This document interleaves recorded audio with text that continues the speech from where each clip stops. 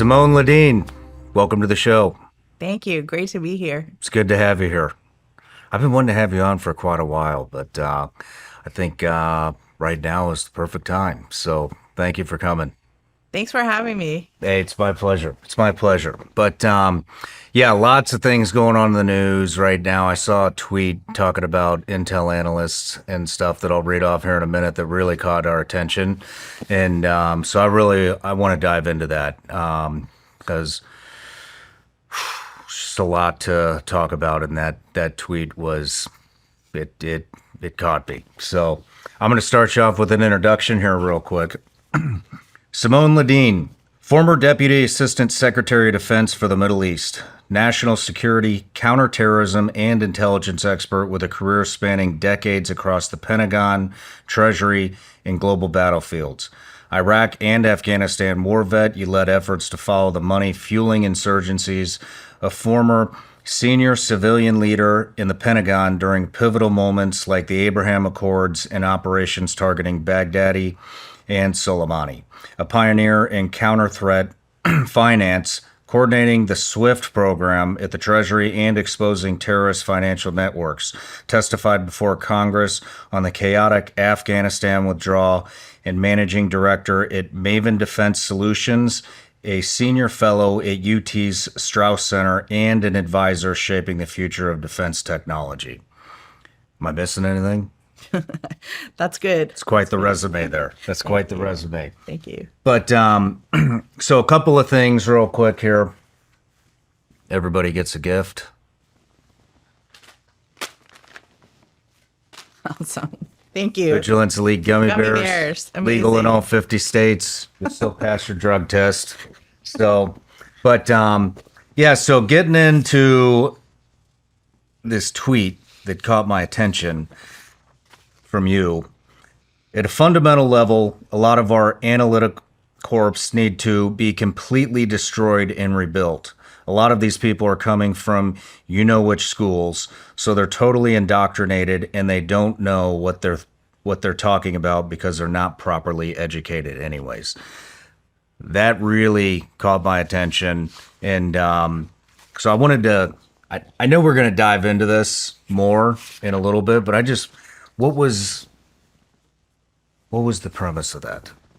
Well, I said that in the aftermath of the leaked intelligence assessment right after our strike against Fort Dow.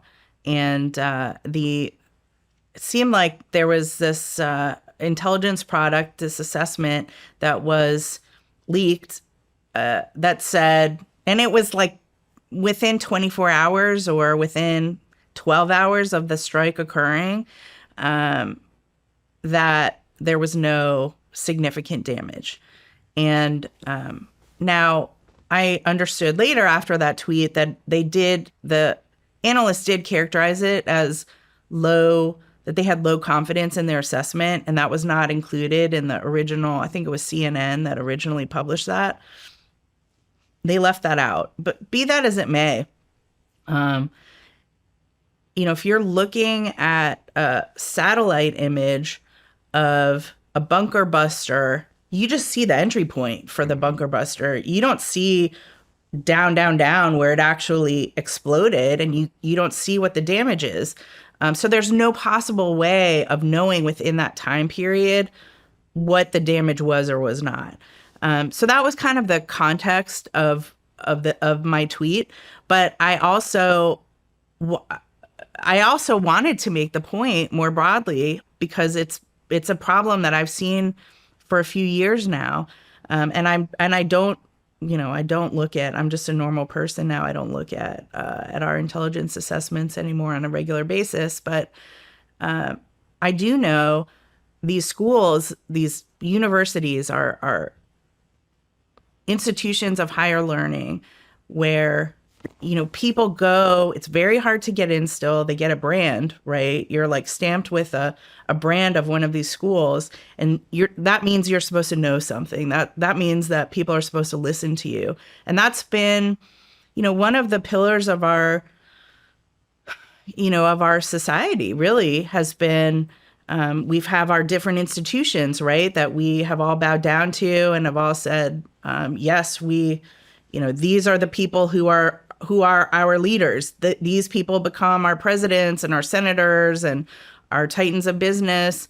But we've also seen in the past few years that they're completely indoctrinated by, I always say, Marxists, and they come out saying these like political platitudes without actually understanding anything that's behind what they're saying, because they're not learning how to think critically. This is really the point. Universities are meant to build critical thinkers, people who can look at a topic from many different points of view and then come to a conclusion, instead of only being taught one way because all the other ways are offensive or all the other ways are, put a label on it.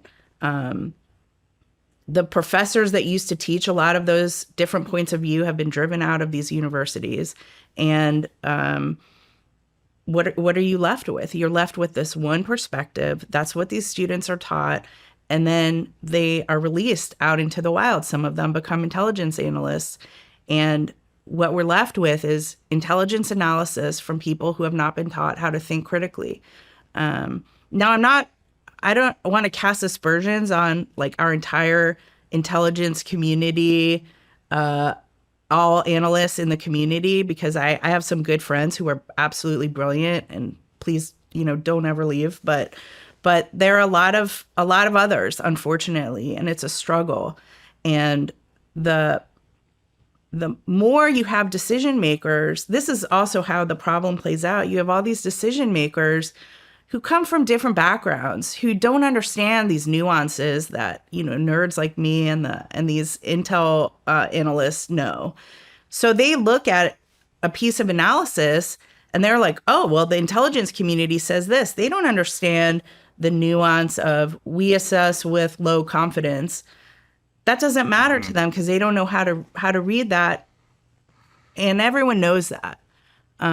So everyone who's writing for them knows that. So it's that really was the motivation behind my writing that. And there's a lot more to it. And I'm actually grateful to have this conversation because a lot of people know this is true. I'm not the only one. I know it's true. Right. Exactly. I mean, I don't think it's just the universe. I think I don't think it's just Ivy League universities are doing this. I mean, I think this is a broader problem. I mean, everybody wants to live in their own echo chamber, and they only want the perspective that fills whatever their wants and maybe not needs, but you know what I'm saying? And, yes. And it's man, it's become just like such a problem, man. I mean, I just had Gavin Newsom on my show last week, and I got blasted for it. And I knew I would get blasted for it, but I mean, I'm just so tired of being. It's just everywhere. I mean, you're either right or you're left. You're either MAGA or you're not. I mean, the algorithms of the social media platforms, X, Instagram, Facebook, all of them. I mean, you only get one perspective because the algorithms are so good at, segregating those two camps. And so, I wanted to talk to the other side and just ask some questions, and people are outraged about it. It's crazy to me. It's like, I don't know how to get through this. I mean, nobody's doing it. Nobody's talking to the other side on either side. I mean, how are we supposed to have any civil discussions? You know what I mean? When it's that tribal. We don't. I mean, we don't have. And then we don't have civil discussions right now. I mean, as you see the way you're being attacked, then, with respect to Gavin Newsom, I mean, he just, my perspective is he just says whatever. Mm-hmm. And he's, trying to build a larger platform for himself outside of California. it's probably why people are mad at you, because they might feel like you're giving him that opportunity. But also, why are people not critical thinkers anymore? Can you not hear him saying what he's saying and understand what's behind that? That's pretty shocking, to be honest with you. I agree that there should be a plurality of voices out there. And I mean, just for going back to intelligence analysts for a minute, their entire job is to ingest lots of different types of data, perspectives, and come to a conclusion based on all of the data and all of, these different reflections. And it's quite alarming. I mean, I served in the first Trump administration, and I still don't understand what a lot of people believe MAGA to be. I like ask 3 people what they think MAGA is, and you'll get 5 opinions. But the person who started MAGA was Donald Trump. And so does he get to kind of say what MAGA is and not? I'm not like deep into the US politics for a good reason, which is I don't want to be attacked like you've been attacked. but I mean, it's weird. I don't get it. Yeah, it's a mystery to me too. I campaigned for him and everything, but I don't know. I'm certainly grateful that he won and Kamala Harris lost. I mean, how do you fix this within the intelligence agencies? I mean, is this a total gut job? Well, and then where would the new ones come from? This is the problem. I mean, we can't. What are we going to do? We do need a new generation of critical thinkers, and I'm grateful there are different institutions out there now that offer alternatives to some of these woke schools. But also what's great is the government is now going after some of these schools and saying, if you're only going to teach, and this isn't only Ivy Leagues, but the problem is especially bad in the Ivy Leagues, is if you're going to discriminate based on, XYZ categories, like that's against the law. You will not get federal funding for that. And that is going to cause change. They must change, because the amount of government funding to some of these schools is like they can't survive without it. So that's really motivating. That's how you start to change this.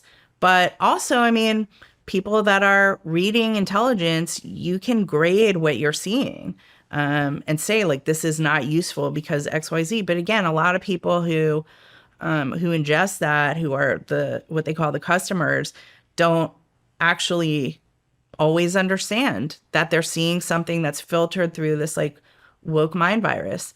And so, yeah, so it's a problem. But that's why also you have these senior analysts, you have the leaders who are seasoned, but they're also captured in many cases. They're also captured.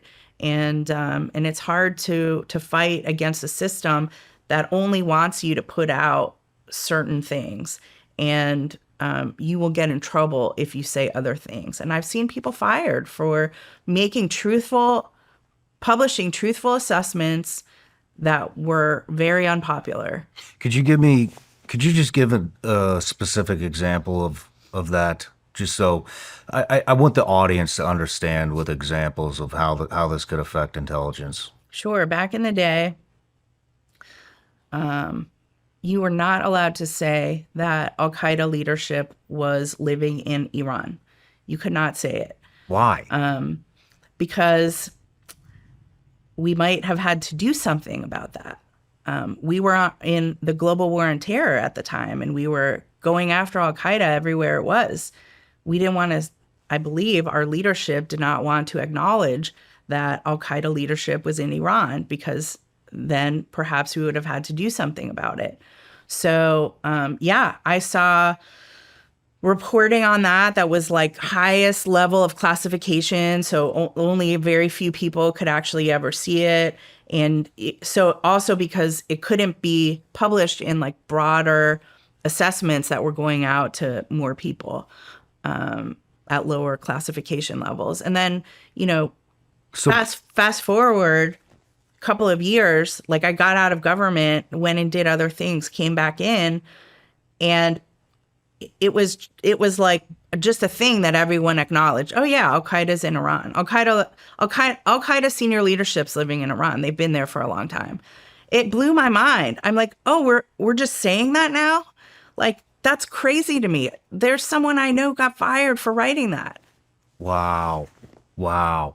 So basically, what you're saying is, when hard intelligence facts are gathered, if it doesn't fit whatever narrative that is in play at the time, then that will never get reported to who it needs to go to. I wouldn't say that in like so broadly, but yes, there are definitely times when things are purposely not promulgated out there. Maybe it's like point to point, only a few people know about it because it's so dangerous for that information to get shared more broadly. That's one of the problems that we have. People are working off of sometimes, misinformation or not all the information, even though we have it. It's just very, very tightly held for a variety of reasons. Sometimes, to be fair, it's not because it's like politically damaging potentially or puts the United States in an uncomfortable position, but because the source, we want to protect the source or how we collected the information in the first place. So it's not always that way.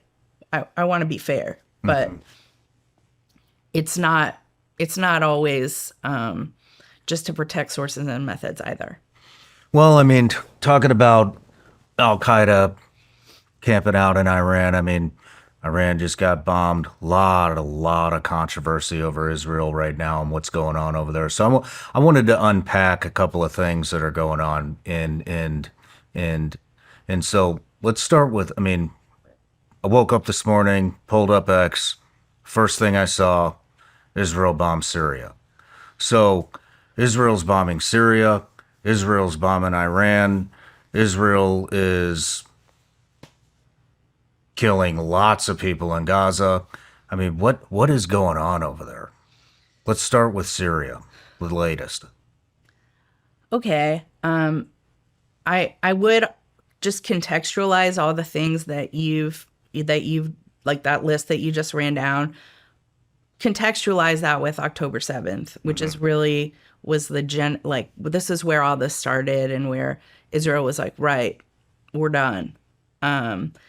We're done with kind of the way we were doing things before, kicking the can down the road, kind of like trying to deal with situations rather than just completely, turn Gaza into a parking lot. But it changed their perspective. And by the way, if you look at internal polling, Israeli internal polling, they're very pro what's going on now because they suffered tremendously. I mean, it was horrific. October 7th was terrible. So I just wanted to provide a little bit of context for this. So Syria, this is not a short answer, Shawn. Syria has been, there's so many players. Syria is not just about Syria. Over the past, since the quote unquote Arab Spring, which was, as we know, not a spring at all, there have been a lot of different forces in Syria fighting each other, plotting external attacks. Some of them, Iran had a very serious foothold in Syria through Hezbollah, and they had cut a deal with Assad, who was threatened. I mean, Assad wouldn't have survived the Arab Spring if it hadn't been for Russia and Iran. And so he became beholden to them. Where is he today? Moscow. So he became beholden to them. He became their puppet. So also, if you consider the geography, like where Israel and Syria meet, there's only a small area, the Golan Heights, where they share a border. But Israel's been concerned about this for many years. First, there was Hezbollah kind of massing there, getting ready to do something, who knows. There's ISIS, there's all these different forces in play that ultimately threaten the state of Israel. And again, after October 7th, this became like, we're going to have to do something eventually. I don't think that Israel ever thought they would have the opportunity to address these Iranian proxies one by one. I think their plan was always, how are we going to fight everyone at the same time? So it's worked out well for them, and they've been incredibly masterful at how they've kind of addressed each one of these Iranian proxies. But now there's a new manager in town, formerly a guest of ours at Camp Buka, the new leader of Syria, Jolani. He has turned a new leaf, as he is portraying to the world. He's no longer wearing his jihadi garb. He wears a suit. He's been welcomed into the international community. And our own government really, we want a new Abraham Accords with Syria, joining the Abraham Accords. We've lifted a lot of sanctions. We want to do business there. And I hope for that. I hope that happens. However, you got Jolani in Damascus, and then you have kind of his lieutenants or loosely aligned groups that are still sort of running things outside of Damascus. And he needs to get better control over that. Now, there's a debate about, was he responsible for what's happened over the past few days, which is horrific attacks against the Druze community. And The what community? Druze. What is that? They're minority. They're a minority group, and they're not just in Syria. They're in Israel as well.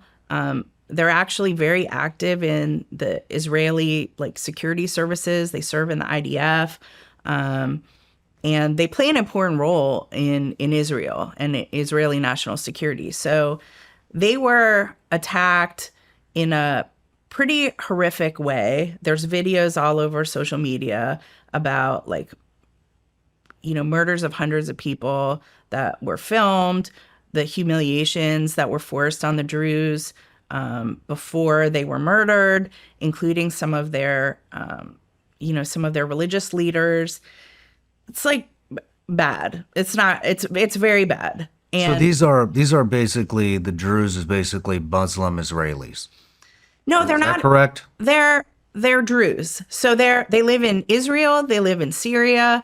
They're spread out. If you consider, Kurds who kind of live in a bunch of different countries, they're kind of their own tribal network. That's the Druze. They have their own tribal network. They're spread across Syria, Israel, and maybe more than that. I cannot say I'm a deep Syria expert, but what I do know is that they were attacked pretty badly, and there were attacks against Christians prior to that, inside of churches, murders, rapes.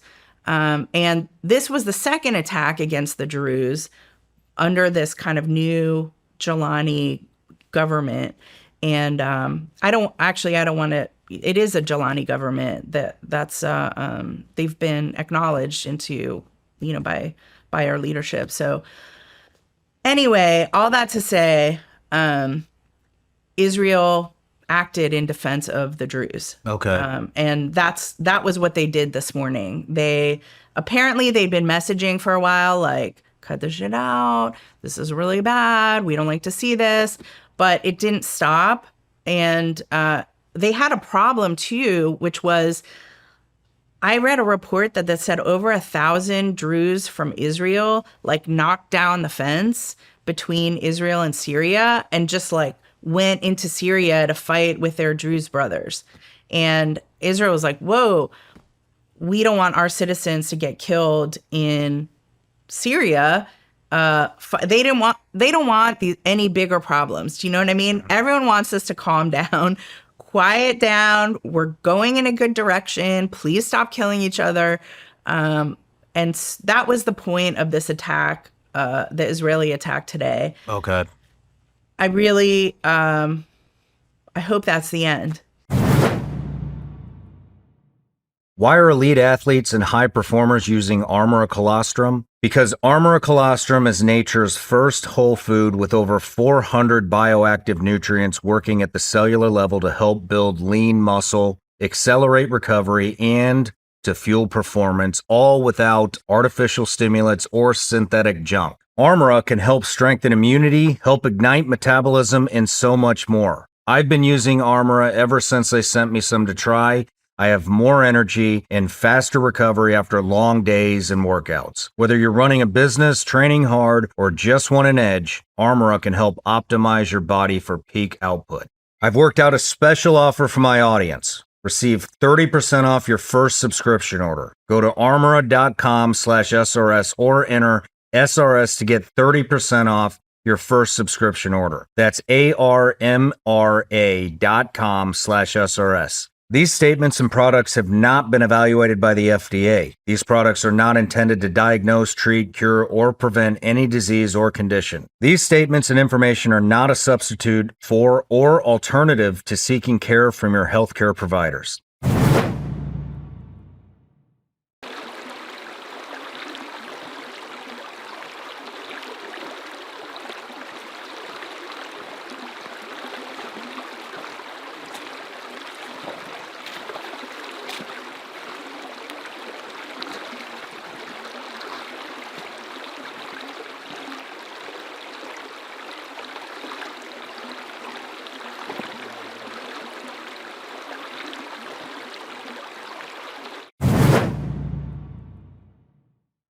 I've spent years on this show pulling back the curtain and trying to reveal what's really happening in this country.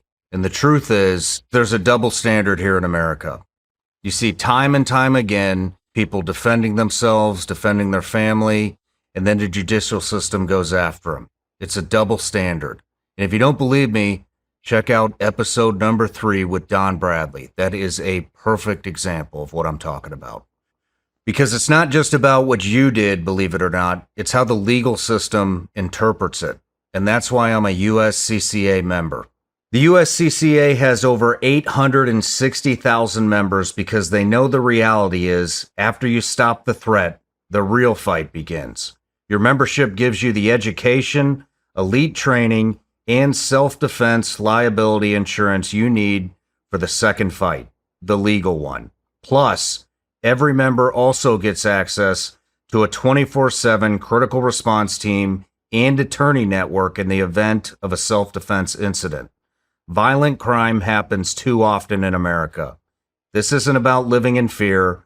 This is about being prepared when things go sideways. You don't get to schedule danger, and with the world changing so fast, you have to do what you can to protect your family. Check out the USCCA's risk-free membership at uscca.com/SRS. That's uscca.com/SRS. Protect more than just your life, protect your future. Go right now to uscca.com/SRS. What would you think if US got involved in that? Do you think it's our place? No, definitely not. Do you think it was our place with the Iran stuff? I think specifically targeting for Dow, nobody else could have done it but us. And President Trump had said for so many years, Iran will not get a nuclear weapon, that he had his own credibility riding on that, and he had to. But yes, I do also think it was the right thing to do. I never thought that this would turn into American boots on the ground. It won't. It can't. We're not doing that. You don't think so? No.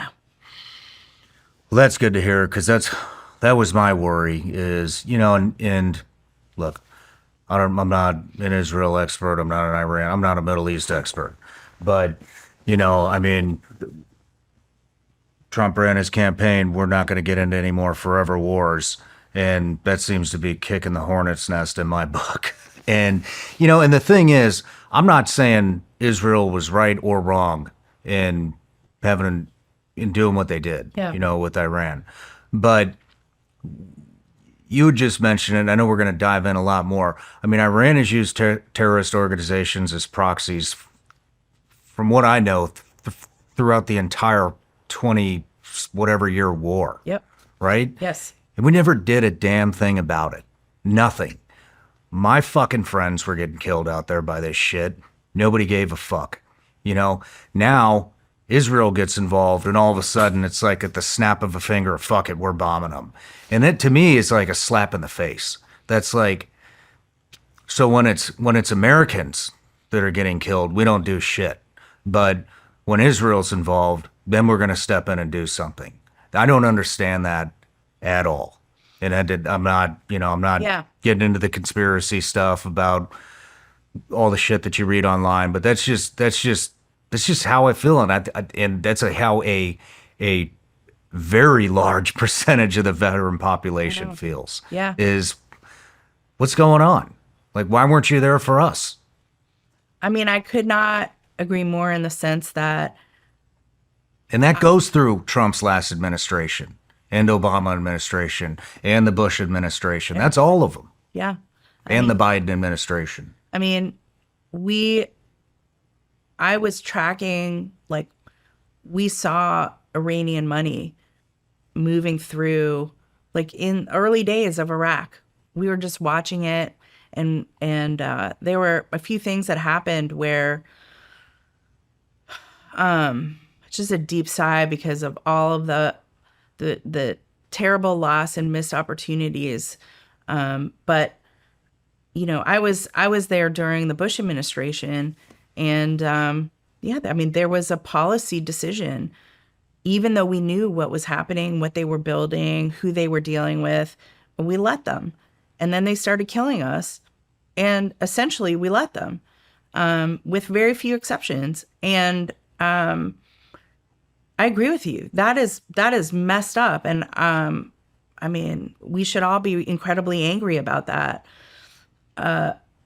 I will also say that, I mean, I'm not making excuses for anybody. Like, I demand accountability like everybody else. We have had none, and we deserve it. Mm-hmm. And our dead friends deserve it, and their families. But I will say, this is not the same thing. Like, you want this regime that creates these terror proxies that we know have killed Americans, like, aggressively gone after us. You want them to have a nuke. You want them to give that, nuclear weapon technology to the freaking Houthis and whoever else. I don't. And so just because one thing was wrong doesn't mean this is right. Mm-hmm. Or this isn't right. I just, like, having Iran have a nuclear weapon, like, their ballistic missile technology, it's worth saying this too.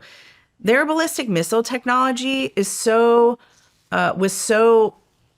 sophisticated. They were building missiles that could go farther and farther and farther, not just to hit Israel. What were they going to do with those ballistic missiles that could travel so far? They were targeting us, mm-hmm. or eventually. So it was in our national interest to make sure that they never got a nuclear weapon. And I think if Israel had the technology to do it themselves, I think we would have let them and we wouldn't have gotten involved. But unfortunately, we are the only ones that have that technology. We have the B-2. We have these bunker busters. Maybe we'll start selling those to Israel. Great. But it's in our interest too. Like, they are coming for us too. So I know they're coming for us. I'm not saying that at all, but there was a couple other things that came out. I mean, I know you have a lot of friends and acquaintances still in intelligence, and probably a lot more than I do. I still have a couple, But, I talked to one person. They said not one of our 18 intelligence agencies reported that Iran had nuclear capabilities. In fact, March 2025, Tulsi Gabbard, this is her. The IC continues to assess that Iran is not building a nuclear weapon, and Supreme Leader Khamenei, sorry, I butchered his name, has not authorized the nuclear weapons program that he suspended in 2003. And then in June of 25, quoted, America has intelligence that Iran is at the point that it can produce a nuclear weapon within weeks to months. If they decide to finalize the assembly, President Trump has been clear that can't happen, and I agree. And so, how did this all change just within a couple of months? They had no capability. Now all of a sudden, after years and years of intel, Yeah. all of a sudden in a couple of months, oh shit, they've got nuclear capabilities. We need to take care of this. That didn't come from us. That came from Mossad. Why wouldn't we trust our 18 intelligence agencies more than we trust the foreign governments? Well, that foreign government had completely penetrated Iran, and we hadn't. We see their operations potentially ongoing even now. So targeted, so specific. We weren't where they were, and they saw things that we didn't. And I love a good conspiracy as much as the next person, but they have to get this right. We did not have, in my opinion, based on what I saw previously, we did not have that level of penetration that they did, and that was a game changer. Okay. Well, that's good to know. It's just things that I don't understand because I don't have a full picture, and with a lot of the stuff that you could read on the internet, it just gets you real. No, but it's tough, Shawn, because people hear that and they're like, "Oh, the Israelis told us, so we just believe them, and then we're gonna go take out their biggest enemy." I get that, and it sucks. It also happens to be true, so I don't know. I don't know what to tell you. It is. I wish that we had better collection inside of Iran, that we had better collection. Now, things are changing, but not in terms of us, but what's going to happen with the regime, I don't know anymore, because they're totally defenseless right now. Do you just going back on our earlier conversation when we were talking about analysts and intelligence folks, not knowing what they're doing because of where they came from the Ivy League schools. Do you think that played into why we didn't have that type of intelligence? I think that's part of it. Yeah. I think that's part of it. I think just our general risk aversion is overwhelming. And you were in the CIA. You saw institutionally, they're risk averse. Hopefully now things are changing there. But I don't know. And I know I was extremely frustrated by how little was going on. 4 years ago, we could see the trajectory of this whole thing with Iran, right? With them building the nukes, whether you want to parse that they're this close or that close. The intelligence community started playing these games where they're like, well, they can if they decided to make a nuclear weapon, they could do it within, a very short period of time. But it's with medium, I think at the time it was medium, what do you call it? Sorry, that they had medium confidence of that assessment. I'm like, so you don't know anything, basically. I'm supposed to make decisions off of this, or I'm supposed to advise my boss's boss about based on that. That's not that helpful. And of course, having been an intelligence analyst before, I know I get it, and I don't want to beat the dead horse too much.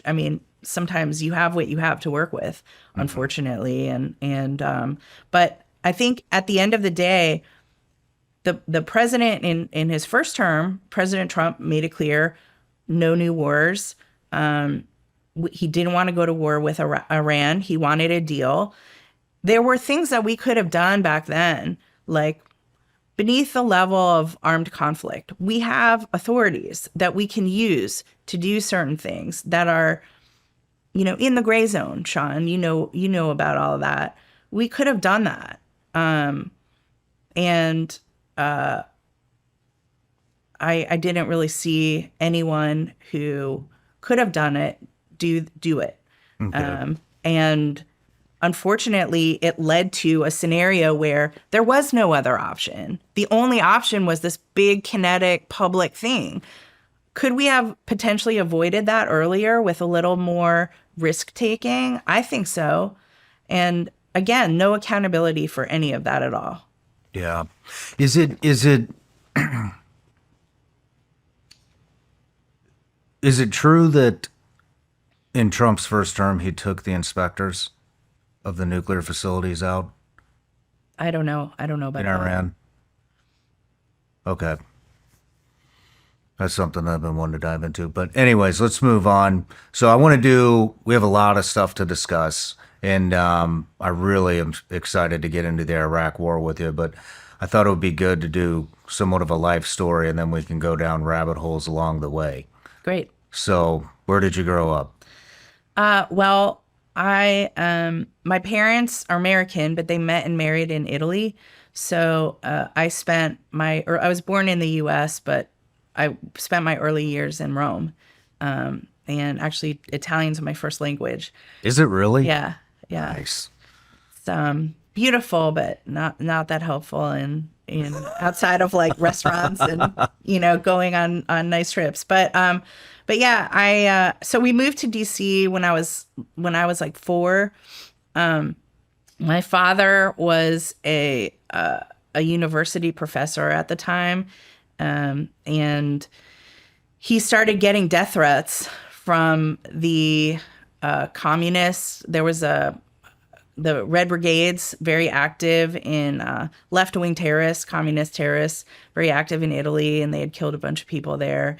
And he got a death threat, and I was very young, and he was like, "We out." So we came to the U.S. He got a job at a think tank at Georgetown University, and so I grew up in DC, in the DC area, swamp creature. Swamp creature. My mother worked. My parents ended up both working in the Reagan administration. My father went to the State Department and eventually to the National Security Council, and my mother was working at the Pentagon doing technology transfer, like trying to keep the Soviets from getting our best technology. Interesting. So yeah, that's where I grew up, and then I ended up. My father, unfortunately, at the National Security Council, ended up working in the same office with Oliver North and Bud McFarlane, and was swept up in the Iran-Contra affair. I was 12 when all that happened, and I had a pretty uncomfortable exchange with the principal of the school that I was in, who asked me if my father was guilty. And I went home that day and told my mother, and she was like, "Well, you don't have to go back to that school ever again."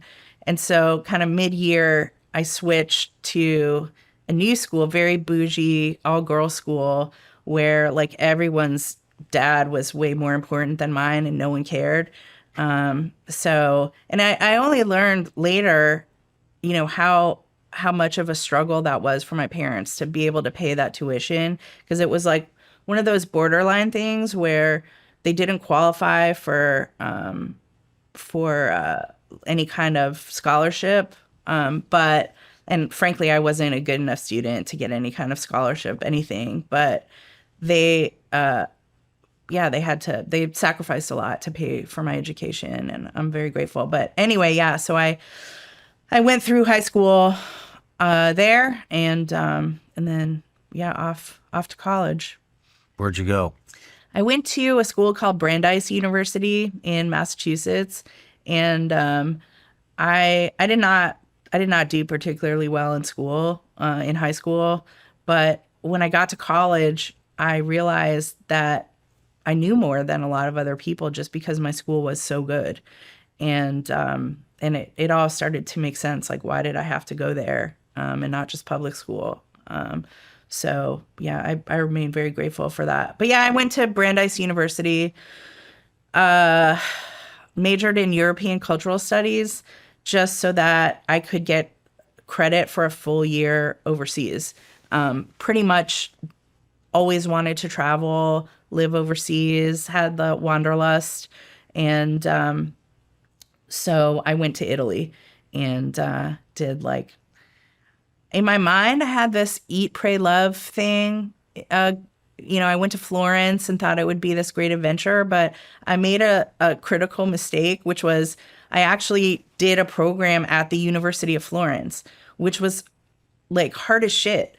So I had to do it. It was in Italian, and you go to the way they do it there is like you go to lectures, you read this whole pile of books, they give you the reading list, and like you have one exam at the end of the year, and it's an oral exam in front of a panel of professors, and it's like half an hour, and they can ask you anything.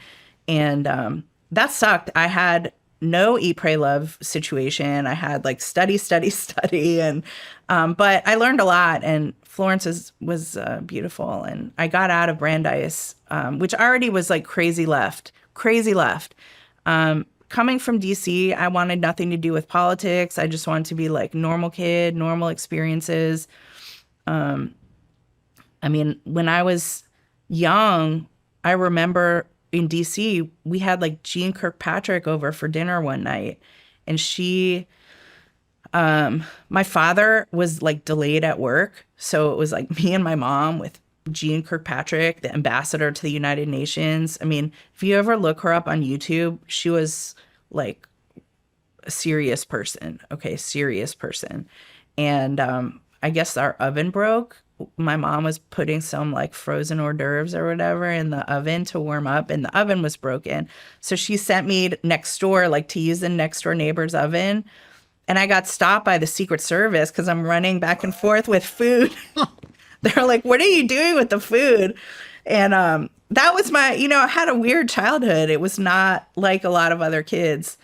So when I went to college, I just wanted to be normal. And but instead, there was just all this craziness already. And like we had, I forget what year it was, maybe my sophomore year, we had a big student event, which was Angela Davis. Was invited as a speaker. Angela Davis, former vice presidential candidate under the Communist Party. She was briefly on the FBI's 10 most wanted list for like busting her boyfriend out of court. I think a judge was killed in the process. Wow. So she was invited to speak at my school, and she was being paid out of student funds. And I was like, absolutely not. And that was also, I ended up kind of speaking out about that a little bit, because I'm like, this is crazy. And you're not even telling the students who this person is. Like, she's bad news. And anyway, it was even back then, it was a problem. And I'm 50 years old. So this was a few years ago. But yeah, so I went overseas for a year, just kind of did that thing and came back. I wrote an honors thesis and got out of there. And I don't think I've ever been back to Boston since then. It's like way too cold for me, and just not great memories. But I got through it and I finished, which was my goal. And then I came back to DC, got a job briefly, like for a tech company, just kind of feeling my way around, didn't really know what I wanted to do with my life. And I got this job working for a guy who had invented something that was acquired by a company called Lucent Technologies, which doesn't exist anymore. But he made like over $1 billion off of it. And he decided that he was going to start up all these related tech companies that would like be each other's customers. And I worked for him. I mean, I was like basically one level above intern, but it was cool. And anyway, from there I went to business school. And I went to business school in Italy, but that was right when 9/11 happened. It kind of changed my life. Yeah, I saw that. How did it change your life? Well, one of my mother's like best friends was on the plane that hit the Pentagon, and we at the time I was like a few blocks away. I was in Pentagon City, and so we you could feel the apartment building shake when the plane hit, and we already knew we'd already heard about what had happened in New York City, and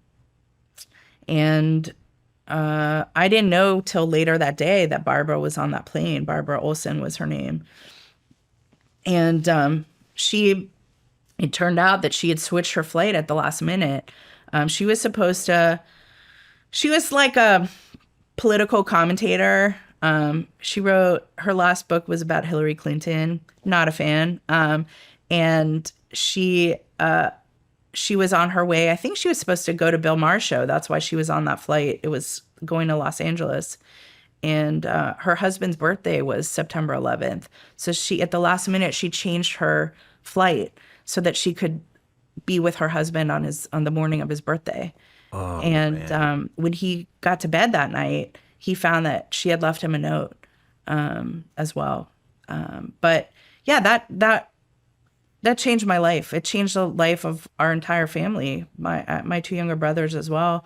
So I was already about to leave. I was about to leave for business school in Milan, and everything was grounded, and I had time to think about everything, go to Barbara's memorial service and just kind of be with her widower, with Ted, and just think about, like, do I even give a shit about any of this anymore? Like, I had all these plans to go, whatever, have more European adventures or whatever. And I'm like, I don't care about any of that anymore.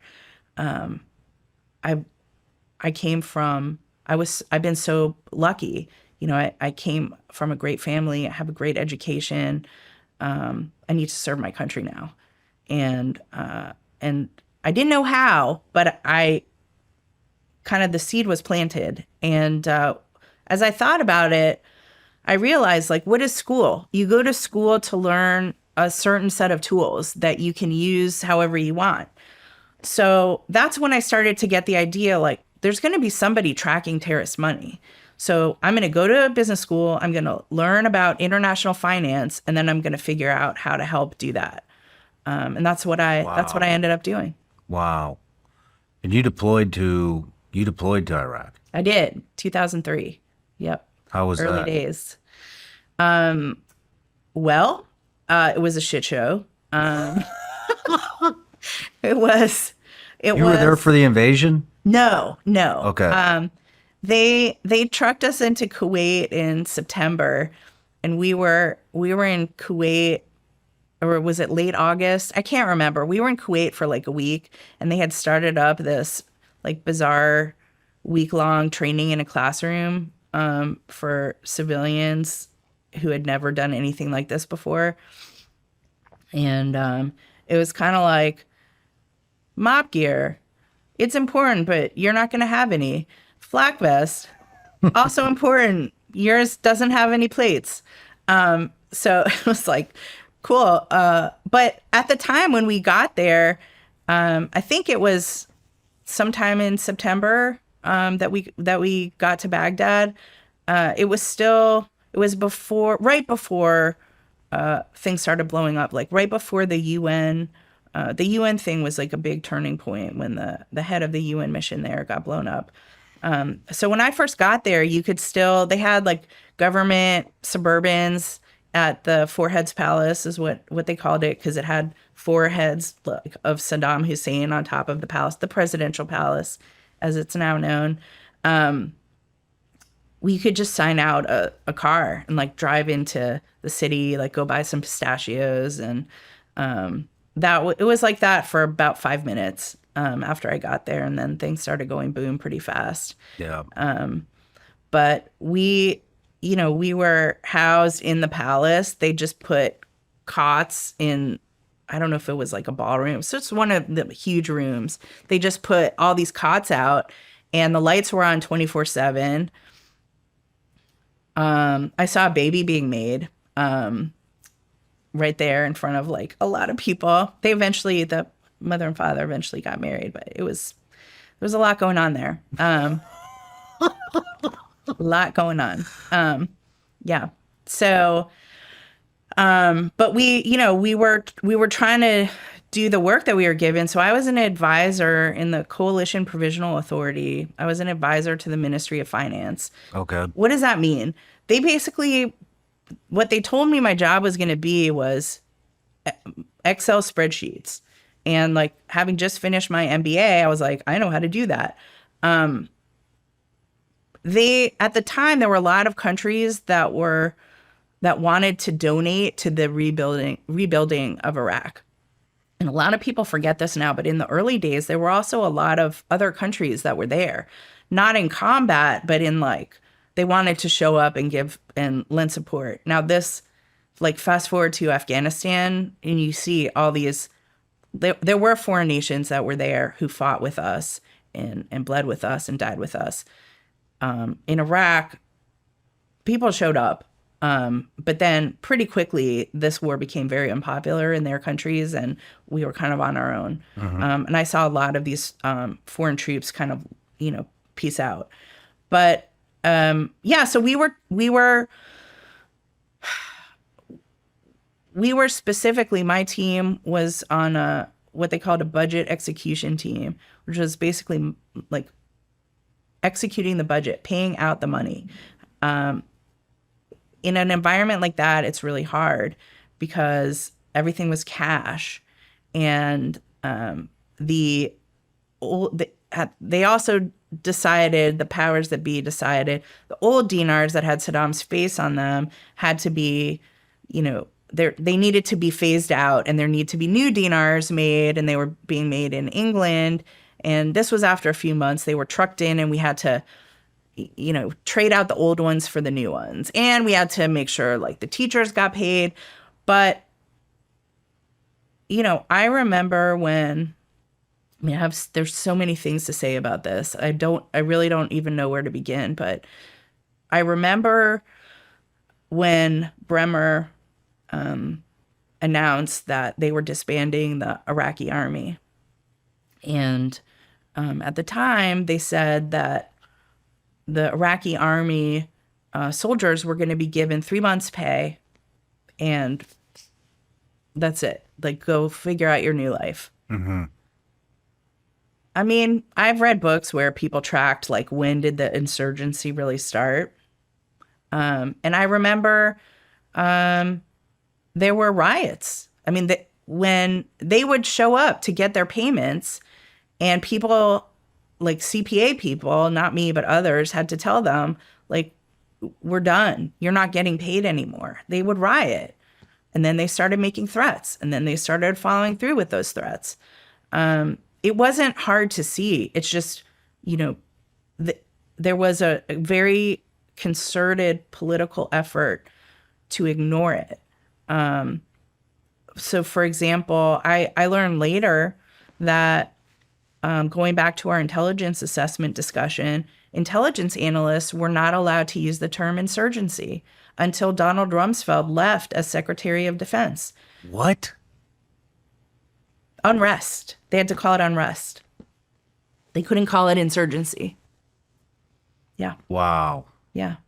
So that happened. There were new ministers for all the different Iraqi ministries that were installed.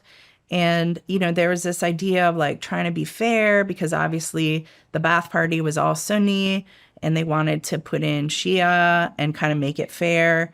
Well, a lot of the Shia were turned out to either become problematic or Iran related or just weak and not popular with the people. So they didn't hang around for that long. But I mean, I remember working with the Iraqi Minister of Finance. So our team, we were out of the green zone like every day. We would travel to the Ministry of Finance. For anyone who knows about security, let me paint this insane picture for you. So we were in a soft vehicle in a Suburban with a Humvee of soldiers in front of us and behind us. You were in a soft armored vehicle? Yeah. No armored vehicle.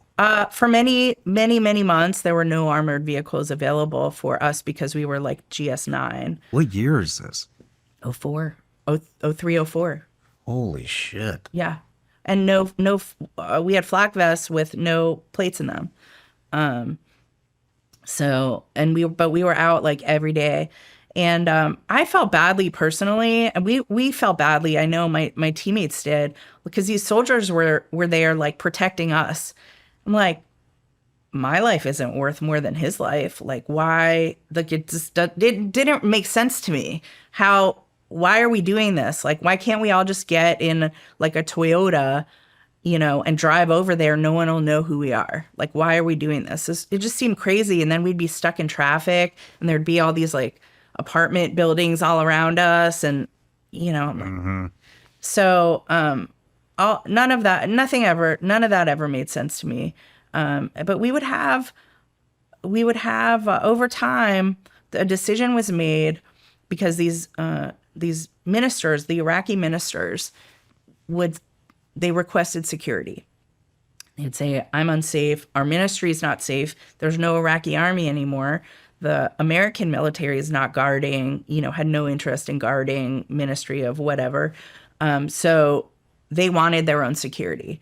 So the decision was made by the CPA, Bremer, I assume, to provide them with their own security force. And they could pick their own security force. And in many cases, so we could train them, we could equip them, give them firearms. And I mean, imagine this, like new Shia, I mean, these were like, some of them became Shia militias, and we started them.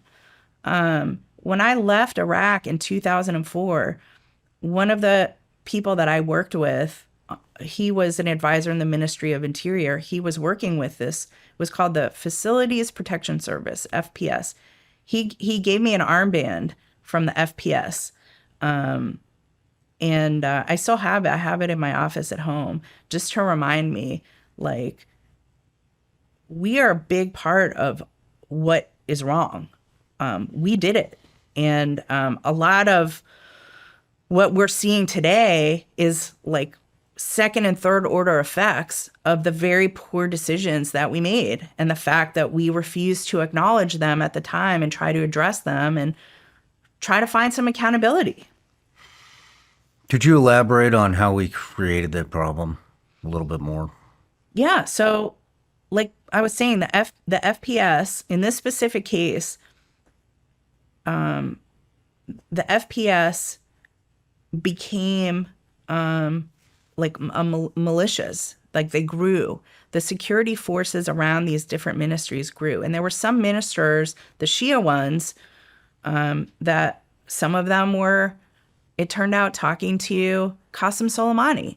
Qasem Soleimani was already the head of the IRGC Quds Force, was already like running networks inside of Iraq, and he influenced networks.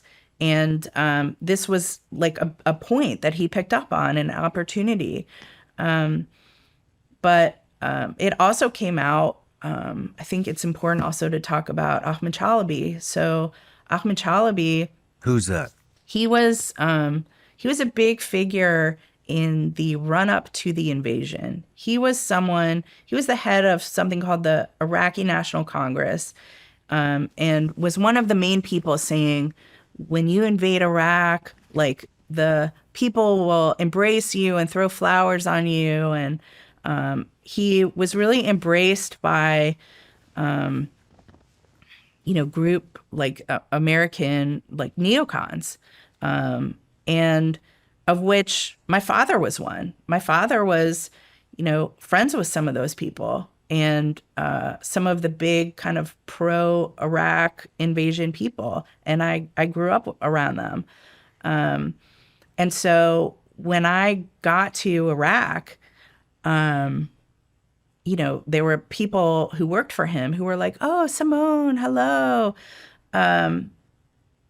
And this was a really big pivot point for me personally when I just started to see what was going on. And he had this car scheme at the Ministry of Finance where it was basically like a money laundering scheme of getting cars from the coalition and then selling them and making money off of it, and which is money laundering. Wow. And the Iraqi Minister of Finance one day when I was there working called me into his office, and he had turned out Chalabi had someone outside of his office just sitting there watching who came in and out all day. And he called me into his office and shut the door, and he was like, "You have to help me. They're going to kill me." And I'm like, "Who?" I'm 28 years old. Again, I told you my background. I'm like, "What are you talking about? Who?" And he wouldn't say the name, but he's like, "You see this guy outside? They're trying to make me do all kinds of things. Help me." So I didn't know what to do. I mean, I went back to my leadership and I was wrote my little report, and that guy wasn't finance minister for very much longer. But I started to see what was going on and what Chalabi in particular was doing. And I told my father, I was like, "This is not a good guy. This guy is not one of us. He's not doing pro-America stuff. And in fact, he's doing a lot of really shady things." And my father from day one believed me, and but a lot of his friends, who I'm sure are going to see this, they always argued with me, and they said he was misunderstood. But now a lot has come out, and I think it's clear that he was an Iranian asset from the beginning. And I think Soleimani was his handler. He traveled to Iran so many times and always tried to explain it away. Of course I have to deal with them too.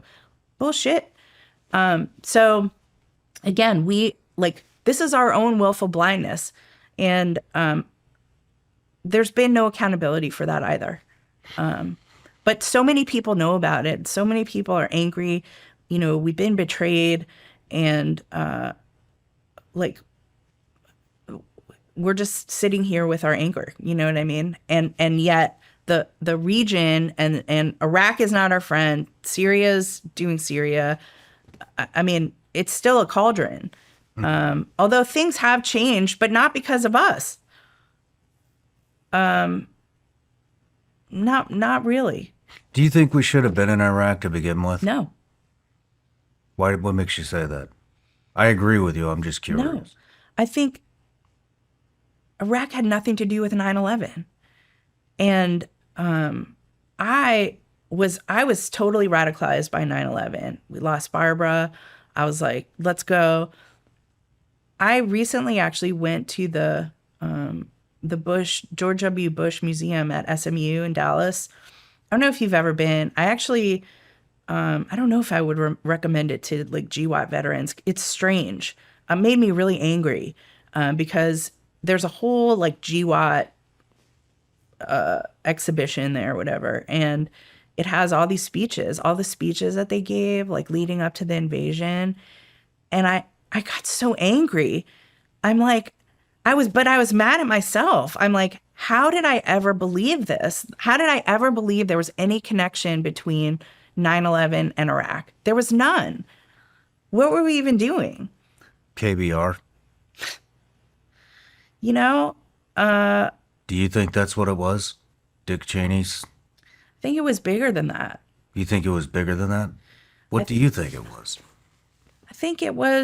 I think that might have been part of it, because the years of waste, fraud, and abuse through KBR was just so egregious, and no one really ever did anything about that.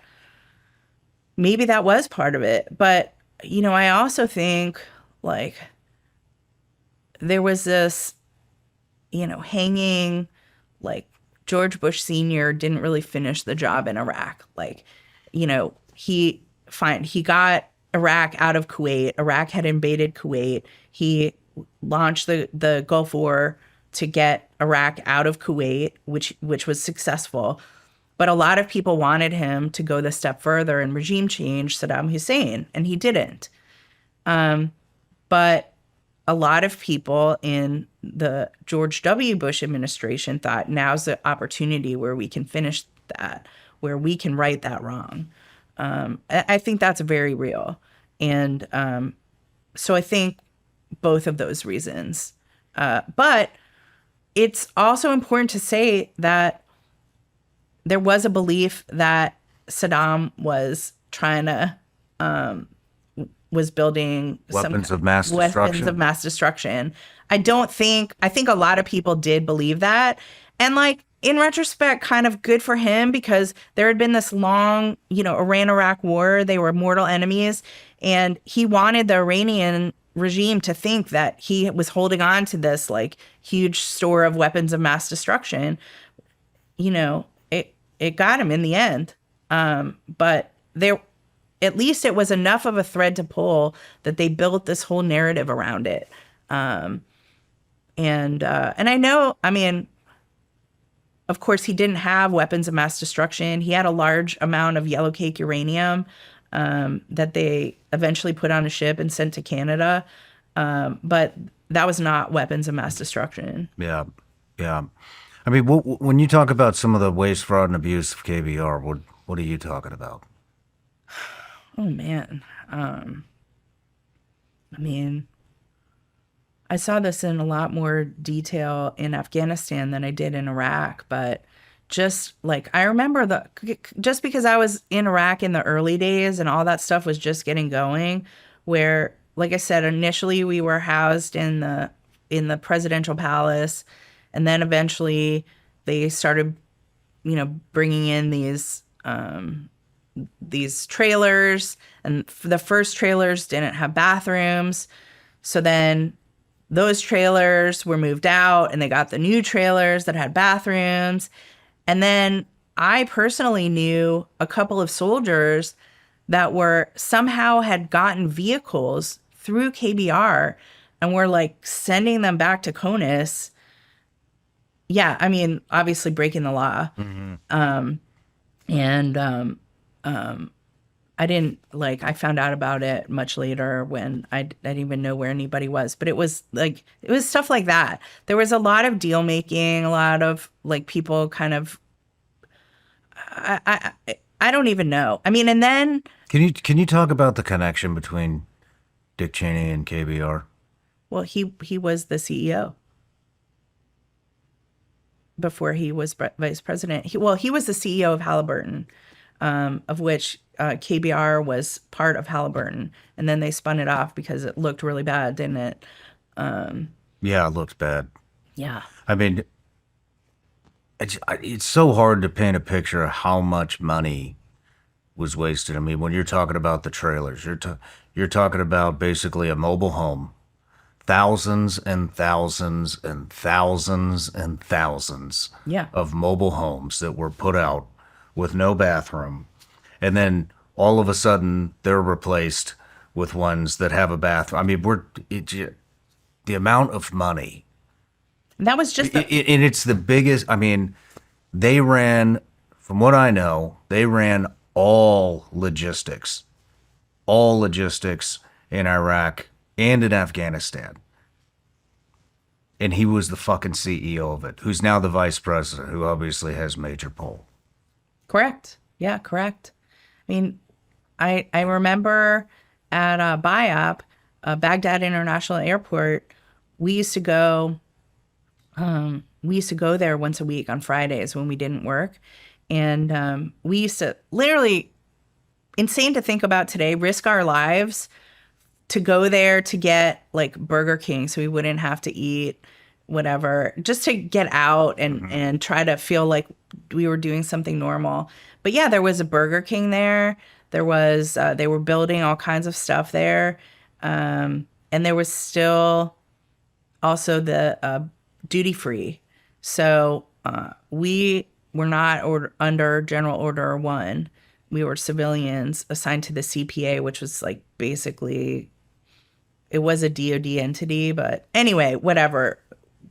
people bought booze at the airport. But even just in the 8 months that I was there, I mean, there was such a huge change in terms of like building things out. And the only thing that I saw during that time that was completely egregious was the trailers. And of course, they weren't like, we started getting mortared and rocketed pretty quickly after I got there. And so there was no protection for that at all. Like over time, they started putting sandbags. So at least like if someone got hit, the shrapnel wouldn't hit someone else. But I mean, it was that's how it was in those early days. Pretty crazy to think about today. Yeah. And when I finally got home from that deployment, I didn't realize that I was a little rattled. But I remember I was at my parents' house for dinner one night, and there was like a window that was up, and it kind of fell down behind me, and I was like under the table, and I didn't even before everyone's like, "Where's Simone?" So it, you know, going through all that, it wasn't like I was in combat or anything like that, but we got a lot of incoming over time. It just kept getting worse and worse. And a couple of my friends, we had a couple of terrible experiences. We worked very closely with awesome translators. And we had these two girls who became good friends of ours. And I remember one day they were coming on base for work, and the security was so bad. Like no one really cared about the local nationals that were working with us. It was really sad. And there was a huge line of their cars waiting to get in through security into the green zone every morning. So one day, some terrorist, like, in an SV bid, just placed himself in the middle of that line of cars and detonated himself. And all the cars caught on fire and people were burned to death, including one of our interpreters. And her friend who was in the car with her, like, made it out. We tried to go to the hospital later to just like pay our respects and visit. And the families were like, "Get out of here. Like, we don't want to see you here. Get out of here." And that was like, that was a pretty low moment. We had, oh, I know, this is another kind of sad story, I guess. But when I was leaving, I'm not always a rules follower. And in order to leave Iraq as a CPA person, you're supposed to take the rotator out to Kuwait and then back home. But I knew this guy who, also an American, who was working on the kind of political side of CPA, and he had lived in the Kurdish region for a long time before the war and had friends up there and was leaving around the same time that I was. So he offered me to go with him, and basically his buddies were just going to come pick him up outside the green zone, and they were going to drive around, spend like a week in Iraqi Kurdistan and then like leave through Turkey, on the border, like just by foot. So I thought that sounded awesome. Idiot. And so I did that, and we got stopped. Oh, shit. First of all, I got in so much trouble for that because it was actually really sad. This woman, Fern Holland, who was doing, she was trying to help Iraqi women who were victims of domestic violence. That's a lot to unpack there. Okay. But she was there doing that, and God bless her. She was killed. And she was killed right when I kind of like when I had left. And so for a while, there was this Marine colonel who was kind of in charge of me. He didn't know, he thought that might've been me, basically. I didn't give him a lot of information. I think I just left. I'm very sorry about that. But yeah, we drove. So we get to Bakuba, and we got pulled over by police, maybe, or just random criminals wearing Iraqi police uniforms. And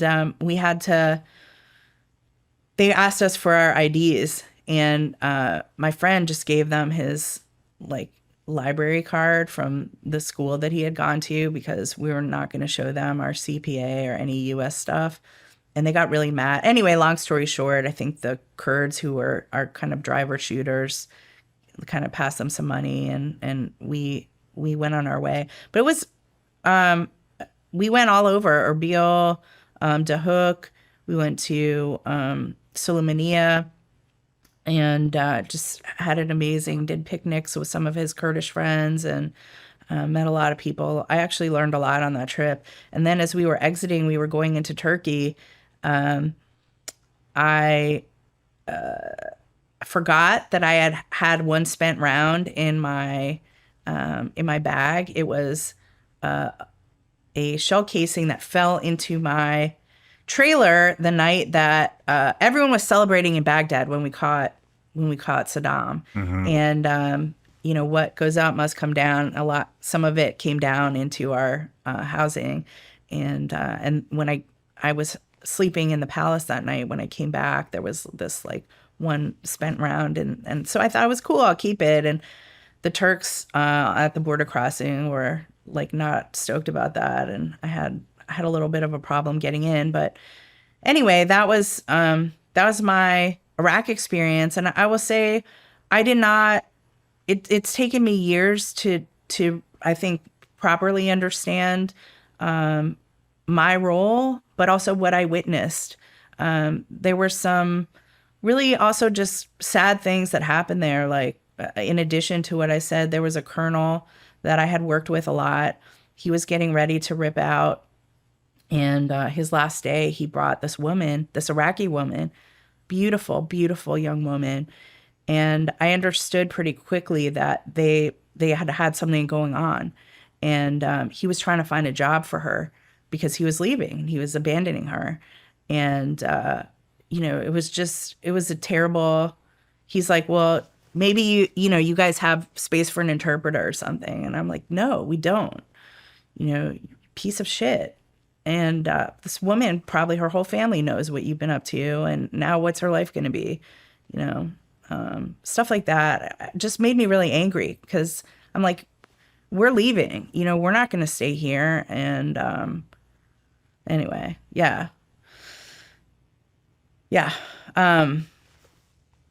What are some lessons that you think, what are some lessons you learned from that war? I think I'm still learning lessons from that war. But the most important one for me was how easily, like how you can get your blood heated, how I can, and how easily, in a way, I believed something so strongly that was wrong.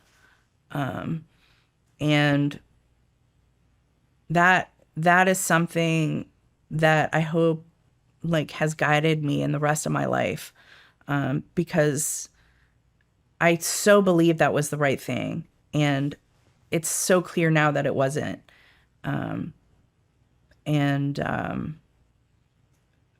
I also want to help to teach people about that, because it's not just we have so many bad feelings about the specifics of what happened and how it happened, but in the broader strategic context, what a huge mistake it was for us. And we're living with the consequences today. We're suffering from what that did to us as a country today. Would we be where we are with China if we knew what the threat from China was going to be back then, even. We did. But maybe not to this extent, but there were smart people who understood where China was headed. Maybe it wasn't clear that they would achieve their goals, but it was clear where they wanted to go. But yeah, that was the most important lesson of all of that. But there are many like micro lessons too. Do you think that war was all for nothing? I mean, I want to say no. I'm with you. And I'm sure maybe if we sit here long enough, we can come up with reasons why it might not have been. Can you think of any positives? Well, I think it's always, I don't like being totally negative about anything. I think there's always good in everything. You can always find it if you look hard enough. But this was so bad. It was so bad. And I'm thinking in particular of a friend of mine who died by suicide last year, who is a 2-time Iraq veteran. And I was in his wedding, and he was a mentor to my brothers. Both of my brothers served in the Marine Corps, one in Iraq and one in Afghanistan. And, that I know that he was very angry about everything, and about the war. And I think in his later years, he was a Naval Academy graduate. I think he regretted joining the Naval Academy, regretted his entire military career. And that was really tough. He was struggling for a long time. And I know there are a lot of other people who are going through that too. Unfortunately, he was also an addict.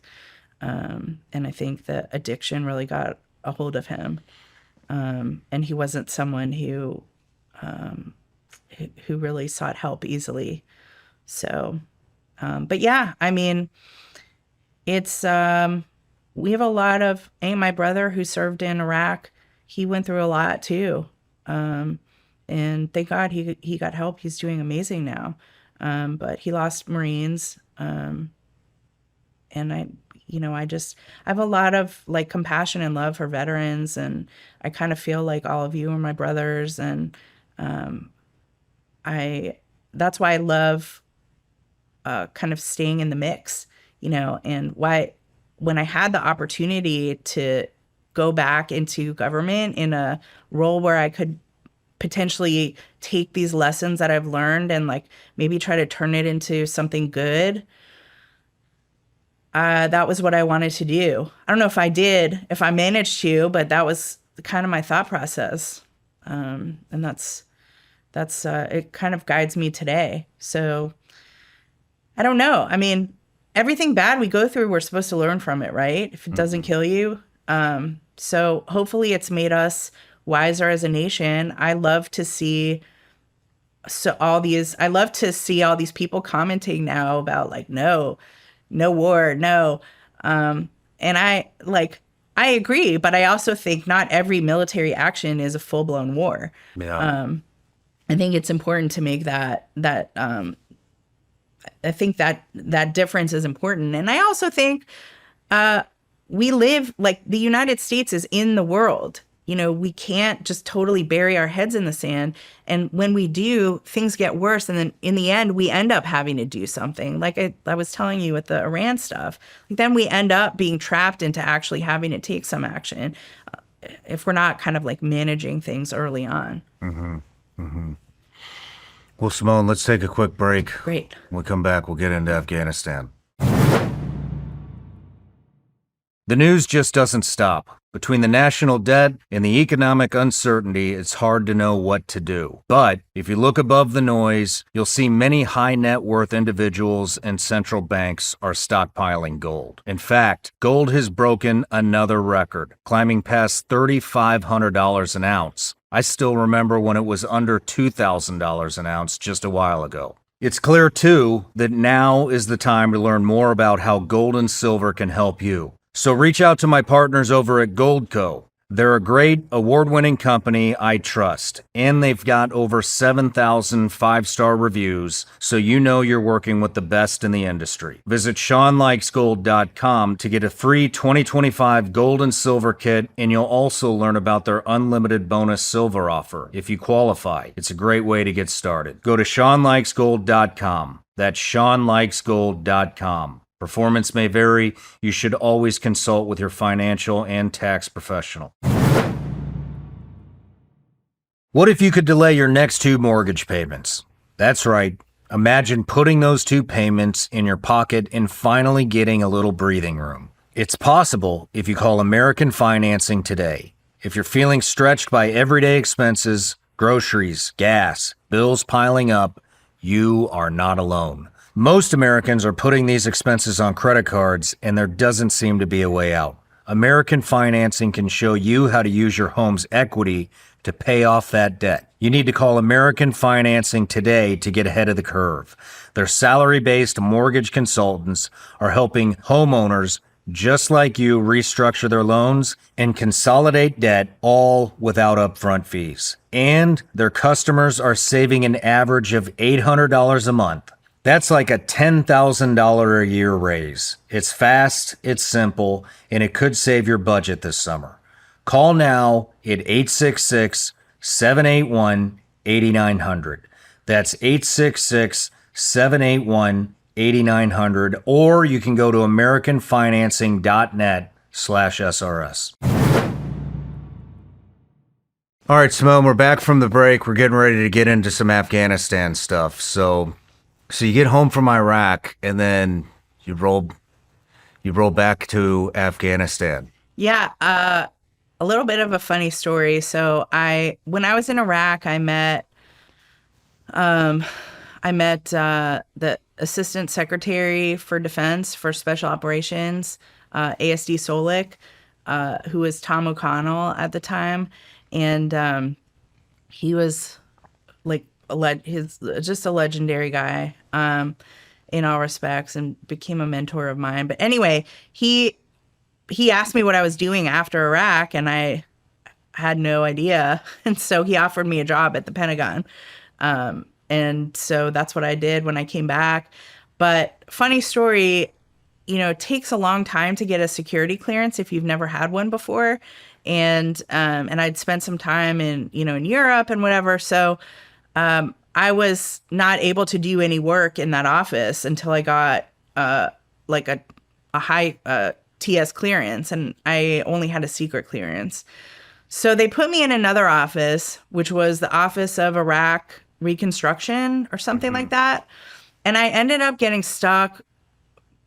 I mean, that job was so bad. I ended up getting stuck responding to congressional inquiries about just hostile congressional inquiries that was like, you lost $8 billion of Iraqi money. Where did it go? And so I just spent my entire day, every day, responding to really aggressive congressional inquiries. So I volunteered to go to Afghanistan. I was like, that's got to be better than this. Wow. I've never heard that comparison. Afghanistan's got to be better than this. Interesting state. Was it? Yes. Good. It was. Good. Yeah. Yeah. So I went in 2004 to Afghanistan. I was there almost the entire year,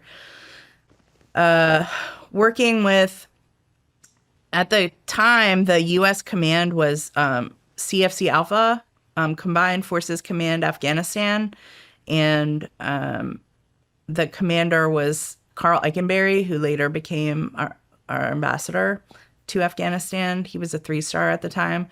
And so I went there. I was embedded in the plans shop. And the reason I was there was because there was someone, it might have been Doug Feith, I don't know who, someone in the Pentagon who was important, had this idea about, so they were at the time trying to solve this problem, which never got solved. How do we leave Afghanistan with some money? Like, what's their revenue going to be? Because with Iraq, that wasn't going to be a problem. Their revenue was oil. But what does Afghanistan have? They have opium. Heroin. Yeah, they have opium. So what are the alternatives? And lithium. Well, at the time, that's right. But at the time, the thought was customs revenue. Afghanistan is kind of the waypoint between East and West historically, like the old Silk Route. And what if we could actually, so there was no real customs revenue being collected at the border for the country. It was just like all the Afghan border police, taking bribes and bakshish and like putting it in their own pockets. But what if we were able to change that up and actually collect revenue for the country? Could that work? Could that cover the budget of the country? So, the plan shop built this pilot project, and I got embedded into that to basically do the numbers and kind of see like what were we collecting before, were they collecting before, what are they collecting now? And I was working with some military guys from the plan shop, Marines and a Ranger, who they did a whole thing. I mean, they picked a border crossing point, which was Islam Kala, which is at the border in the west with Iran, near Herat. And they replaced the border police commander with a border police commander from the east. So he wasn't part of the Western tribal network. So it was harder for him to be corrupt, was the whole idea behind it. And then, he brought a new force with him that was also from the east. They were better trained, they were better equipped, they had more fuel, they had, more money for food and stuff. And so the idea was like, let's see if we do all this, will they bring back customs revenue and in a meaningful way. And so I was the one who kind of like documented it and did all the numbers and the budgets and everything. And the answer after 3 months was yes. And then General Eikenberry, and by the way, like it took a long time to get this up and running, but we did get it up and running 3 months later. And there's a lot of stories to tell in between, like the trip that the guys took. I didn't go on that trip for obvious reasons, but they drove from Kabul to Herat on the ring road, with these Afghans, the Afghan border police. And, it was kind of, they like to talk about, well, there were a lot of stories from that, but they were really part of, I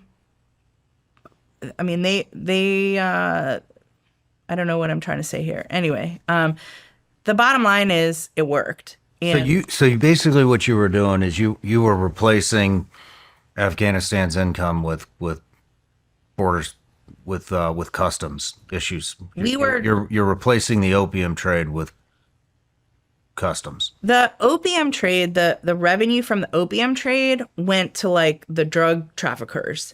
And the problem that we were trying to solve was like, how is the government of Afghanistan going to make money that's not ours? That's not like the U.S. taxpayer money.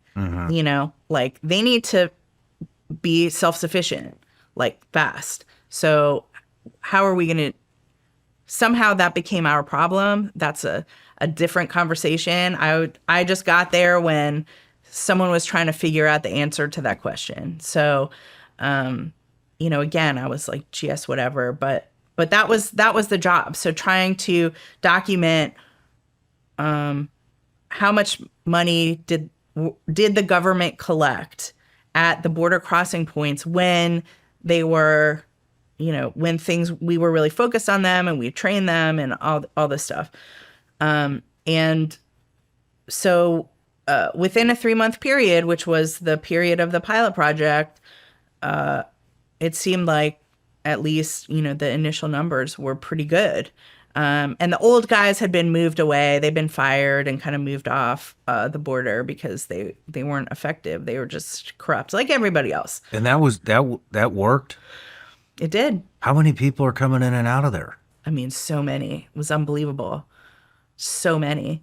Day and night, mostly day. But I mean, we also would have people come up to us because the Marines that I was with, obviously they took off their jackets that had their name tape on it and stuff. And these people would come up to us and be like, are you guys going to invade Iran? And probably Iranian collectors for all I know. And they're like, yeah, tomorrow, get ready. Marines. But yeah, I mean, it was, there was a lot of money and it was for that period of time, we made an effort to actually capture the amounts and look over their shoulders a bit. And I think at least the concept was proven. But one of many kind of tragic things that happened was that the commander, we briefed him on the program and how it was successful. And he was like, is this Doug Feith? Is this Doug Feith's idea?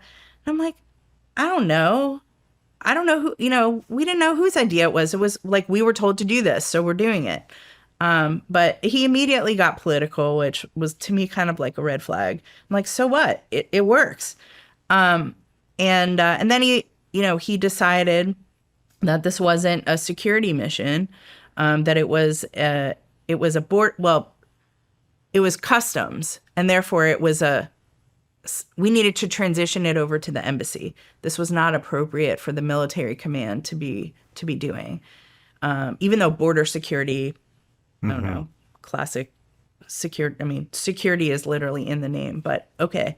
So we had to transition it to the embassy, which meant that the guy that was assigned to it, nice guy, I guess, like older gentleman, not part of having trained this guy, the commander, whose name was General Ayub, wasn't part of that. They pulled all of our military assets that we kind of had just as a show of force, kind of around the border police facility.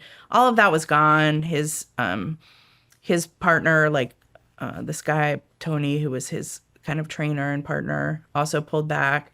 So predictably, within a pretty short period of time, he was killed. The commander was killed. And, there was reporting that he was, like, he'd started to take a little on the side and do all that. But it's like, man, we abandoned him. We totally abandoned him. And all of the people that from that region and the drug traffickers that he was going after, they did some really significant drug busts during that time. Everyone knew what was going on. They all knew. And that was the end for him. And really, I went back to, so I came home like in November of 2004, and I went back to Herat in like 2009. My next deployment. I just went out there. I was based in Kabul. I was at ISAF headquarters that time. You couldn't travel outside the base without an MRAP. Like, you had to be in an MRAP then, because the security situation had changed so much. But in 2004, we had our like Hiluxes. We just drive into Herat. We did like tourism one day. We saw Alexander the Great there were still remnants The wall. Yeah. And we went and visited that. We did like some carpet shopping, had some tea, and it was just a totally different experience. And I do think the two are related. I don't think, of course, when I got back there, the Iranians had built all this. They built electricity. They built a lot of new Shia mosques In Herat. Herat was beautiful, by far the most, like, outside of Kabul, and it might have been even more beautiful than Kabul. You think Kabul was beautiful compared to the rest of the country? Was built up. Let me put it that way. It was built, but parts of Kabul were beautiful. Yes. I didn't see those parts. I spent a lot of time in Kabul. I mean, I guess it is what you make it in a way, but the things that I thought were beautiful there were, I liked, they have all these fruit trees, and, there was a lot of flowering things there that I thought made it nice. But obviously, I'm sure you did too. We were testing the air quality, when we were living there, and it was like, it was 30% fecal matter or something. I remember the air, especially in the wintertime, whenever it was burning tires and shit. To literal stay shit. warm. They're burning shit. Yeah, I remember spitting in the sink and my spit was gray, and I could barely open my eyes if I went out, especially at night in the winter, because that's, Yeah. Yeah, I'm probably romanticizing it a little bit. maybe just a Yeah. tad. Yeah, you're right. Yeah. But so, what were you doing? How does this fit in with special ops? What you were doing? Well, that was here's how it fits in with special ops. Great question. So I traveled around the country to as many border crossing points as I could, doing my assessment. And I went with teammates when they could go, but a lot of times it was just me. And so a lot of the border crossings around the country at the time were like I had to go meet up with like ODA, ODB, whatever. They were the ones that were controlling that territory. So I was not allowed to go south. They would not. They said it was too dangerous, and I never got to see the border crossing points in the south. But yeah, I went out east in particular. I spent some time with our special forces out there, Green Berets, and there's one instance I remember. I think it was Asadabad, not Abbottabad, which was Pakistan, but Asadabad. I went out there and had the opportunity to meet up with this ODA and the ODB commander as well, the major. And they took me we went to the AFPAC border, just pretty barren, pretty crazy. I don't really know why probably shouldn't have been out there in retrospect. I was going to say that's a pretty dangerous area. It was. And we drove across this road that was, it was not paved. It was like pebbles.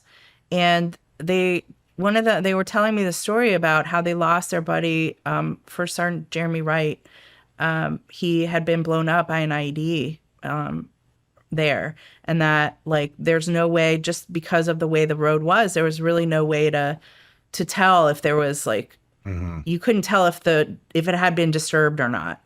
And I could see they were still in mourning, and that he had been like a great dude, and it was awful.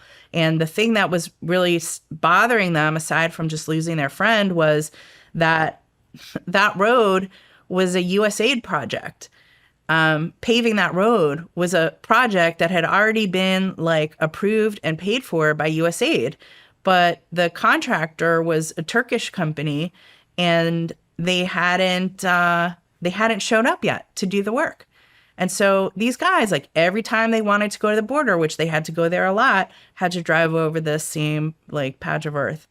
So I feel like this might have been the only actual good thing that I did my entire deployment. But when I got back to Kabul, one of my friends there, she was a USAID rep or whatever, and I told her about it. And I actually truly don't know if there was a connection, but I heard from them like pretty soon after that the construction company came and paved the road. But I was like, why aren't they here? Like, why haven't they done this?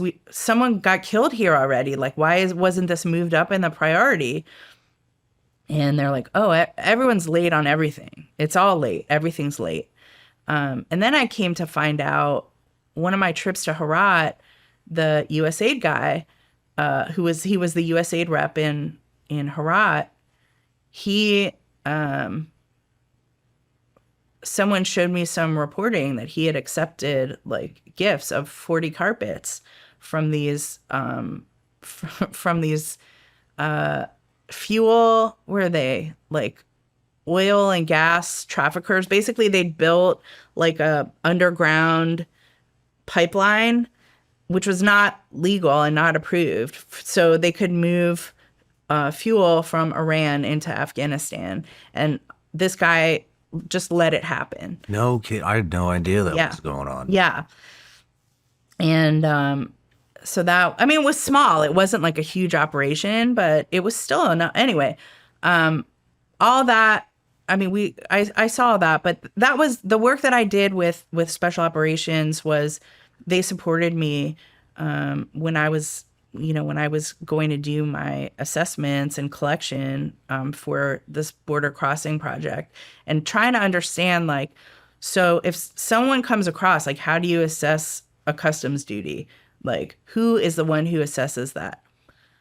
No one who's literate, like no one who's, I mean, obviously you know the kind of people they had manning those border crossing points was like anyone who would agree to put on a uniform, and his tri boy.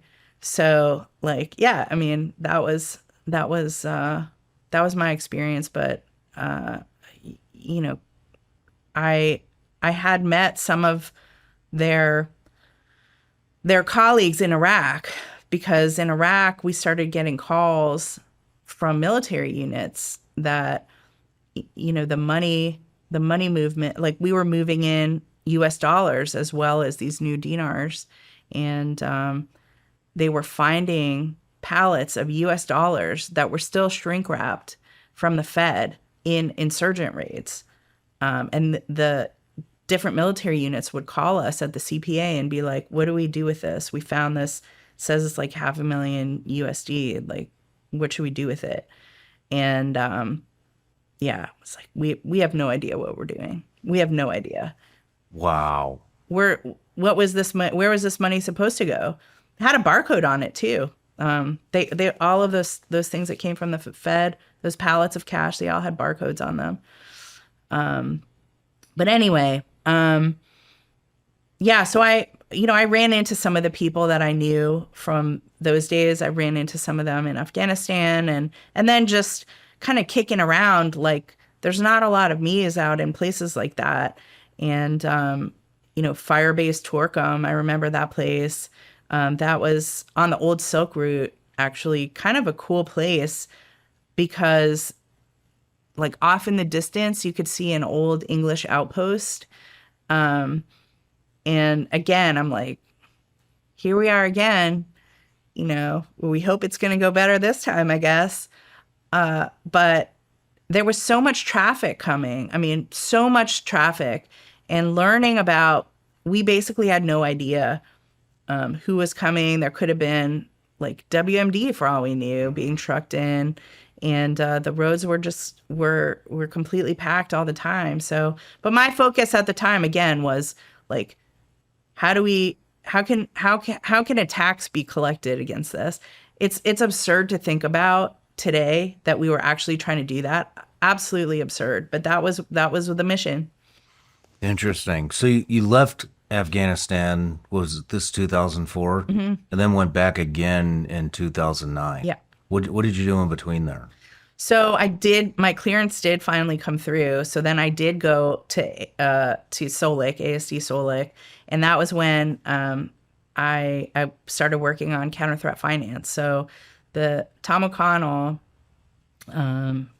he was ASD Solic at the time, former Green Beret Vietnam veteran, served in CIA as well, just a legend. And he believed strongly that, Clausewitz and his centers of gravity, his enemy centers of gravity, he felt strongly that money was an enemy center of gravity, and we should be focusing on disrupting their financial flows.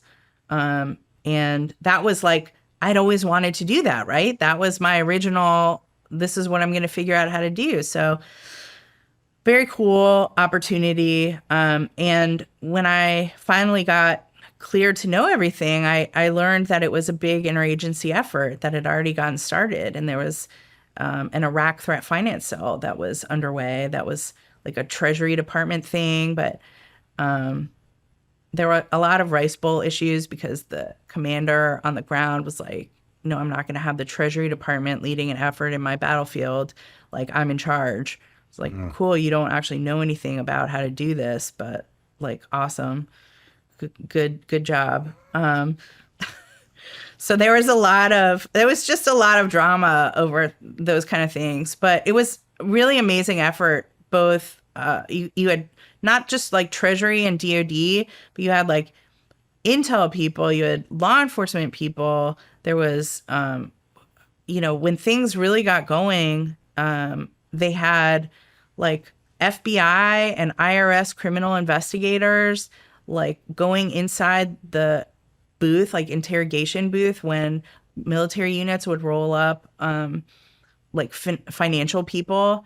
They would help with interrogation, and really get amazing information. Turned out that the money guys didn't get the same kind of training to withstand interrogation that the operational guys did. No kidding. And so they talked. And it turned out a lot of them kept two sets of books too, because they were also skimming. And so then we had leverage. And so it was a really cool and very successful effort. I would say the kind of pinnacle of that in Iraq was this operation. It led to this big operation at the Beiji oil refinery, where months of work determined that AQI was making a ton of money off of fuel smuggling from the Beiji oil refinery, which is like the big oil refinery in Iraq. And they were like, the trucking company was AQI, and like this dude and that dude were being paid off by AQI. And anyway, the team did a phenomenal job of doing a whole network analysis and being like, here are the key nodes. And the military came and rolled them up and stopped it. It was amazing. Wow. Of course, AQI, being AQI, they found new and exciting ways to get money. But that was What were some of those ways? kidnapping for ransom, drug smuggling. That's just a few. Anything you can think of, anything and everything. But fuel smuggling was by far for them, like that was the real winner. That was when they were making big money. But they still they would tap into the pipeline, break open the pipeline and just siphon off some gas and sell that. So yeah, they're incredibly, incredibly creative. Basically all kinds of criminal activities that you could imagine. That's what they did. And that's what most of these terrorist groups do. They're criminals, but they have this ideological component. They're engaging in criminal activity, for some of them for ideological purposes, although a lot of them are just straight up criminals, and they're just like acting as if they're some kind of religious, some type of like highly moral religious figure. But so I started working on that, and that was amazing. I was doing that out of the Pentagon, but I got to go back to Iraq and kind of see what everyone was doing and just advocate for it. And at the time, there was the ASD wanted to kind of codify it because it seemed like such an important part of the effort, and everyone was so complimentary, and the commanders were really happy about what we were turning out. So, I got tasked with this is going to be boring for a lot of people, but writing the counter-threat finance policy for the DoD. So that took forever because the DoD is such a huge bureaucratic monster. And when you're writing a new policy, you have to get everything coordinated with everyone who changes every word, and everyone gets in fights. And it was a huge thing, and it took a couple years. But there were so many successes behind it. It was undeniable. So in the end, I think today it's been through a lot of revisions since my time, but I think there still is a counter-threat finance policy. And we called it that because originally it was going to be counterterrorism finance, but the terrorism, like the legal definition, basically requires, like, you're talking about designated terrorist groups. And in Iraq, there were all kinds of different terrorist groups, but also insurgent groups that hadn't necessarily been named and designated in that way. But they were also included because they were still killing people and killing Americans in some cases, and definitely the enemy. So counter threat finance was the term that we ended up with. Did you work directly with General McChrystal and General Flynn? I did. How was that experience? I worked for them in Afghanistan, 2009, 2010. That was spicy. Why do you say that? Well, I loved working for General McChrystal, and I learned a lot working for General Flynn. I learned a lot from him as well. But I'll tell you, it was there was a lot of drama always with Flynn. I mean, he was a great boss to me. He understood what I was doing. He supported me. And, I'm not like just understanding what we were trying to do, myself and like our whole team of kind of counter threat finance people. He was very much on board with that. And so was McChrystal. But, there were things that like either you're comfortable with or you're not. So these are guys that, from JSOC, like they operated in a certain way and you either had to be comfortable with that or not. Personally, I was. The thing that I remember Flynn always saying was like, this is war. Like we're in a war. So we have to do everything that we can to win the war. Mm-hmm. And that included sometimes sharing information, sharing intelligence that was like a very small group, or sometimes not even REL, sharing that with a foreign partner on the battlefield. And by the way, that's legally, that's a decision that they're entitled to make. Like they're legally allowed to do that. Mm-hmm. But there were some people on the J2 staff who were uncomfortable with that. And I remember one of them actually going home. And who were you guys sharing intelligence with? Other like countries that were fighting with us. Why would they be opposed to that? Because it was like, it's not REL their country, so we shouldn't be sharing it with them.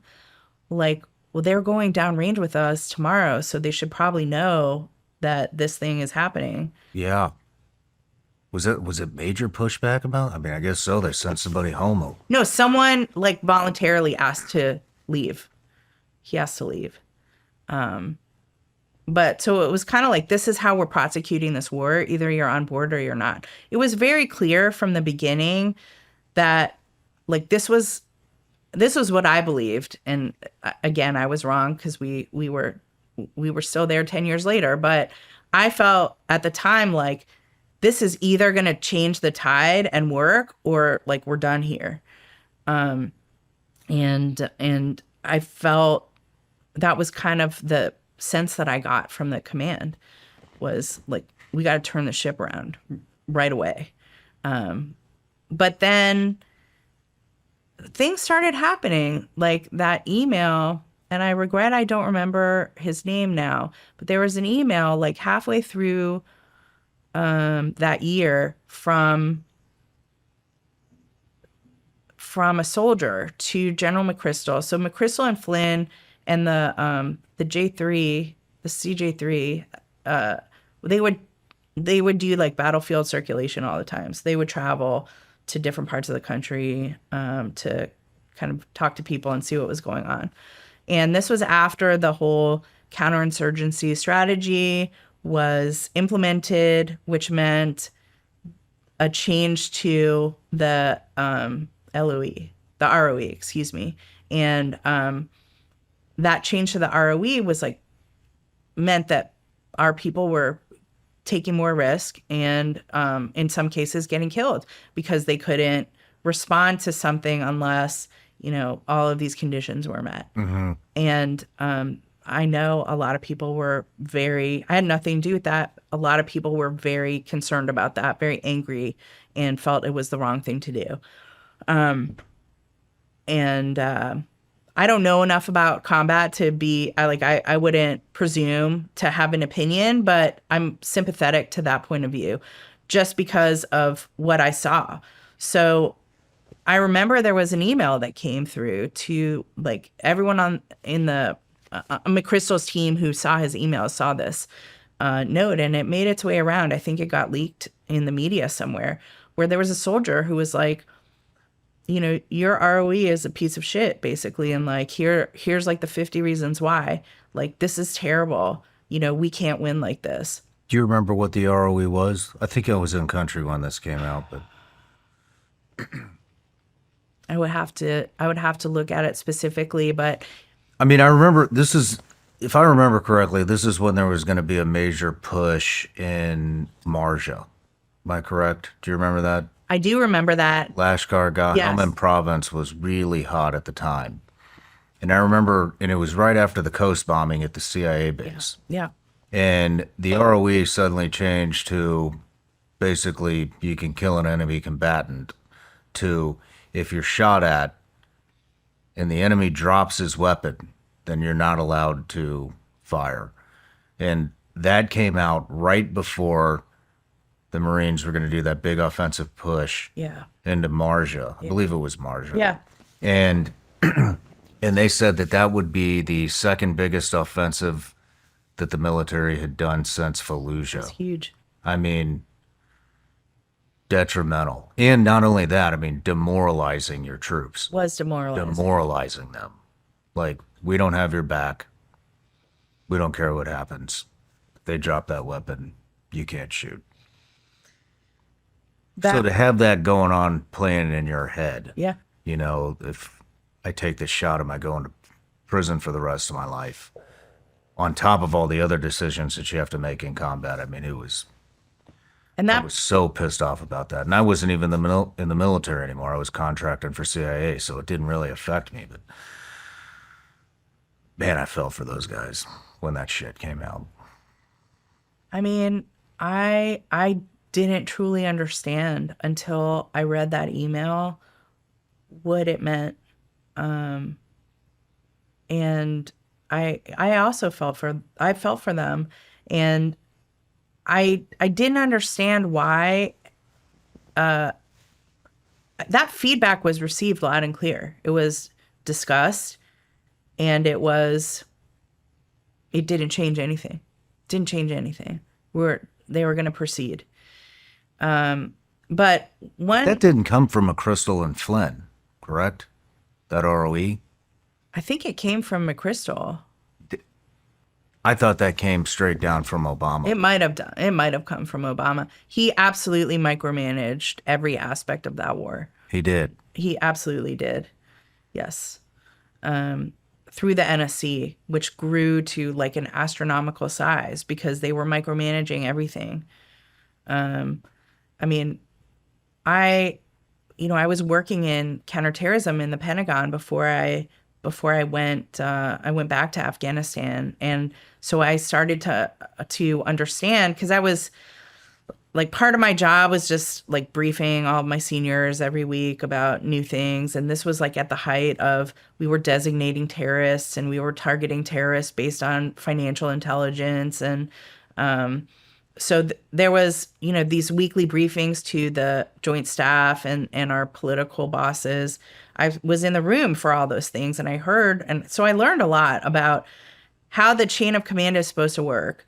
And when Obama came in, they just added so many layers, and it was like commanders couldn't make decisions anymore. They had to ask permission from the White House, and it screwed up a lot of things. It made a lot of operations impossible, just ended them before they started, and just made them so much more dangerous as well, because, I mean, like, sometimes you're dealing with a fleeting target.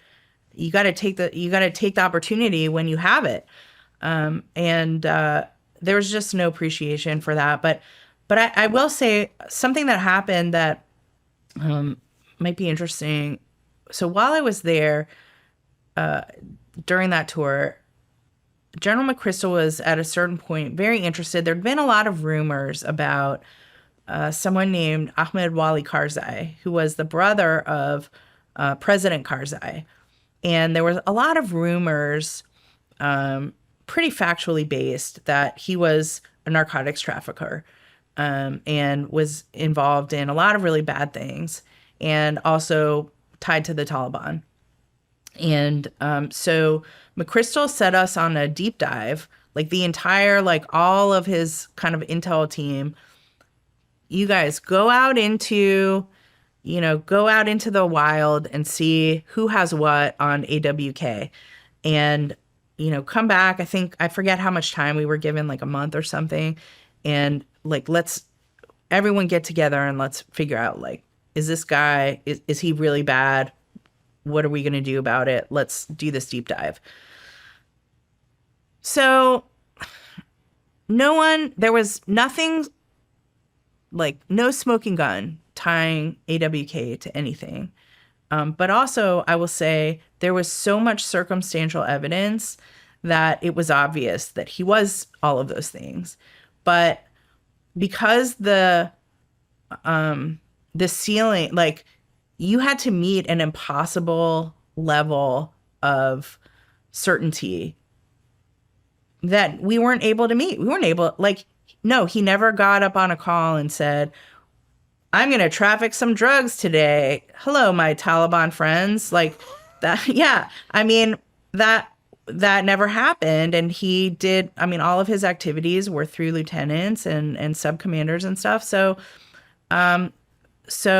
I remember a huge effort to get everything together, and then it just like, and he was assassinated shortly after that.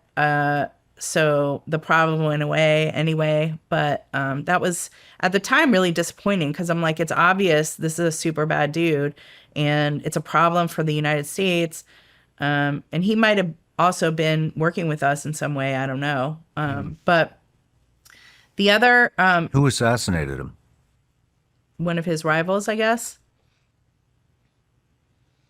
Do you think it was us? I have no information that it was us. Yeah, I don't know. I don't know.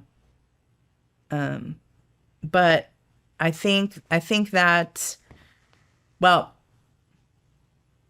yeah, I have no information on that one way or the other, but I know it solved a problem. With respect to, you mentioned Marja. So one of the other things that I remember from that deployment was another kind of directive that came down from McChrystal, where he wanted a deep dive on Taliban finance. And he said, look, there are all these rumors that people have been saying for years, Gulf, like they're getting all their money from the Gulf. And there's a whole, there's a whole a whole rabbit hole that we can dive down in that, but it's interesting to like 10 people. But like, he wanted a deep dive on Taliban finance. He's like, is there money still really coming from the Gulf, or are there other sources of funding? How would it be coming? How's it coming from the Gulf? Well, they would go to the Gulf. The Taliban and Al-Qaeda would go, and other terrorist organizations as well, would go to the Gulf, different Gulf countries and individuals who supported what they were doing. And they would go specifically during Ramadan, was like a big fundraising period, where Muslims are, encouraged to give to charity. And so they would raise a lot of money as a charity towards these, like, towards their terrorist causes. And, they frame it as they're advancing, radical Islam, and they're fighting, the great Satan or whatever. And so, yeah, they raised a lot of money that way. They also, there were, in the early days, these were groups that were later designated by the Treasury Department, the State Department, but they were like humanitarian. They were masquerading as humanitarian, like Islamic relief or stuff like that. But they were terrorist fronts, and they were raising money through those avenues, and they raised a lot of money.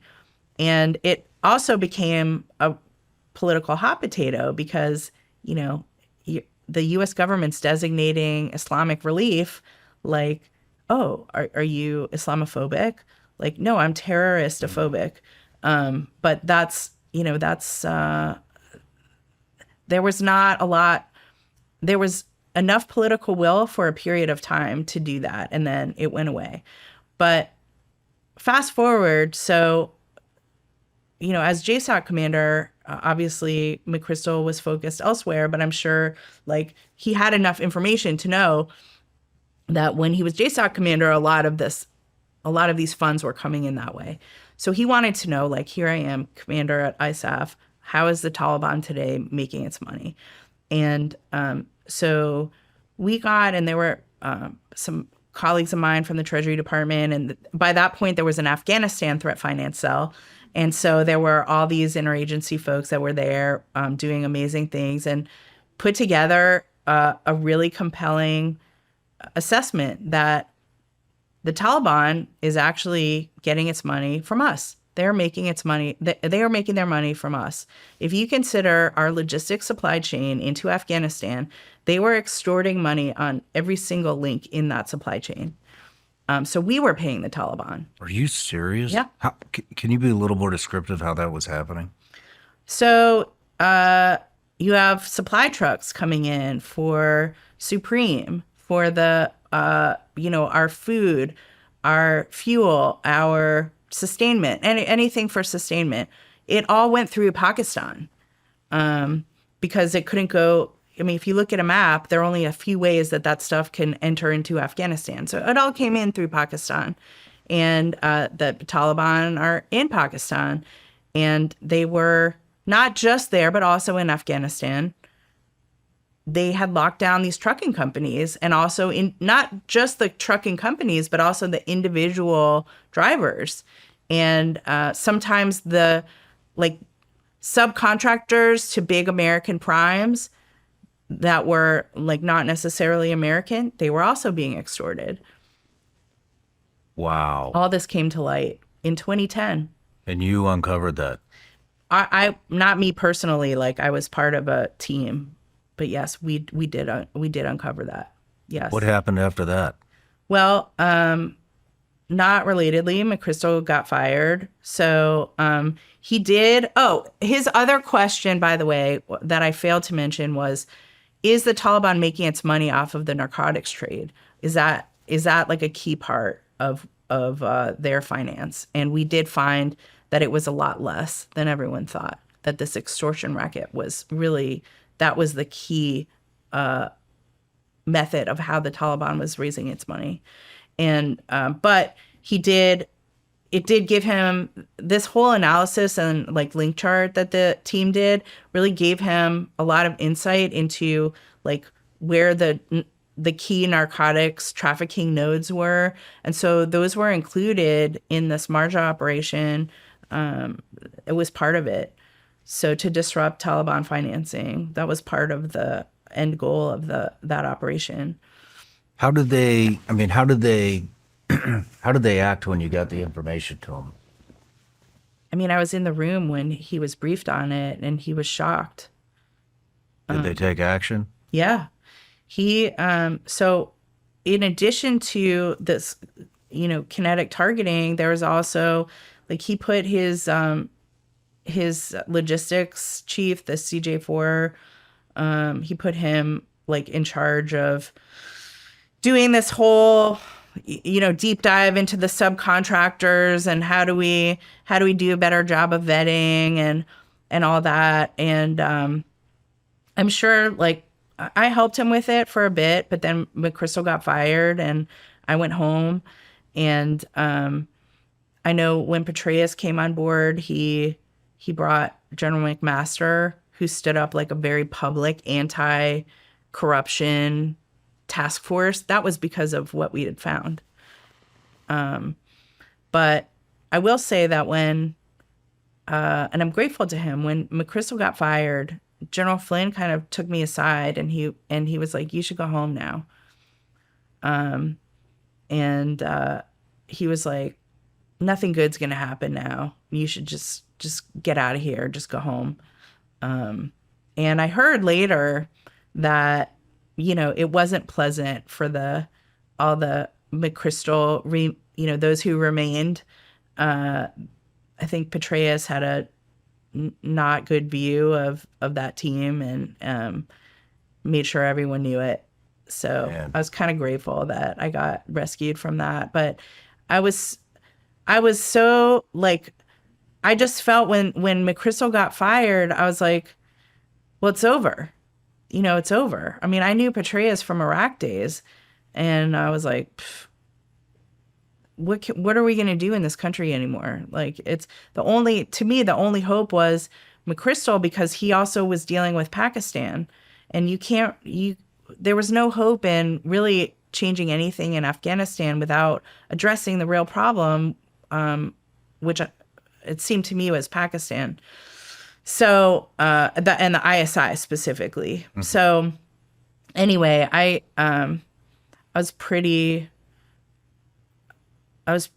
never at that time would have imagined that we would have been there another 10 years after that. And we never really addressed any of those problems. And we kept paying, like, in a way, secondarily, the Taliban, who kept killing us 10 years after that. And we knew. This is the thing that it astounds me. And I'm like, we still have no accountability. Like, all these people knew and did nothing. Oh, man. Every time I dive into this, I just start getting more and more angry. So, I mean, especially, we were just talking offline about the $40 to $87 million in cash that we would send Taliban every single week. Thank God Tim Burchett got it passed through the House. Thank God. And Senator Sheehy's supposed to be introducing it to the Senate. Hopefully that happens soon. But, oh man, I don't even know what to think anymore. It's hard to know what to think, because at a certain point, you have to ask, like, this is all like too many coincidences of us helping our sworn enemy. Like, are we trying to do that? Do you think it was? That's actually what I was just going to ask. Not then. Were we trying to prolong the war? I mean, what was that? I wonder too. I wish I had answers. I don't. But you have to ask yourself, when you see what I saw, and everything just kept going. Like, it was like nothing. What else do you need to know? I mean, I just putting things together, because this is all in the 2009 timeframe, Yeah. Slash the ROEs, cut our troops' legs out from under them, continue to finance them. I mean, it's just, then everything that happens later. I mean, it's and this was Obama years. And so Obama, was very publicly like, should we surge, or should we just, leave? And this was very public, and obviously wanted the public to know that he decided that he was going to surge. And the whole catastrophic withdrawal under Biden was Biden being like, finally getting he always wanted us to pull out. This was, again, the narrative. He had always wanted us to pull out, and now that he was president, it was going to happen. And regardless of, we had all the things that happened that could have been prevented, didn't matter. Mm-hmm. We're out, and that's a victory, because that's what he had always wanted. But yeah, that's been the whole narrative that's been provided to us. I don't have any more insight than that. I have the same questions that you do. Let's move into the SWIFT program. What was the SWIFT program? Well, SWIFT is a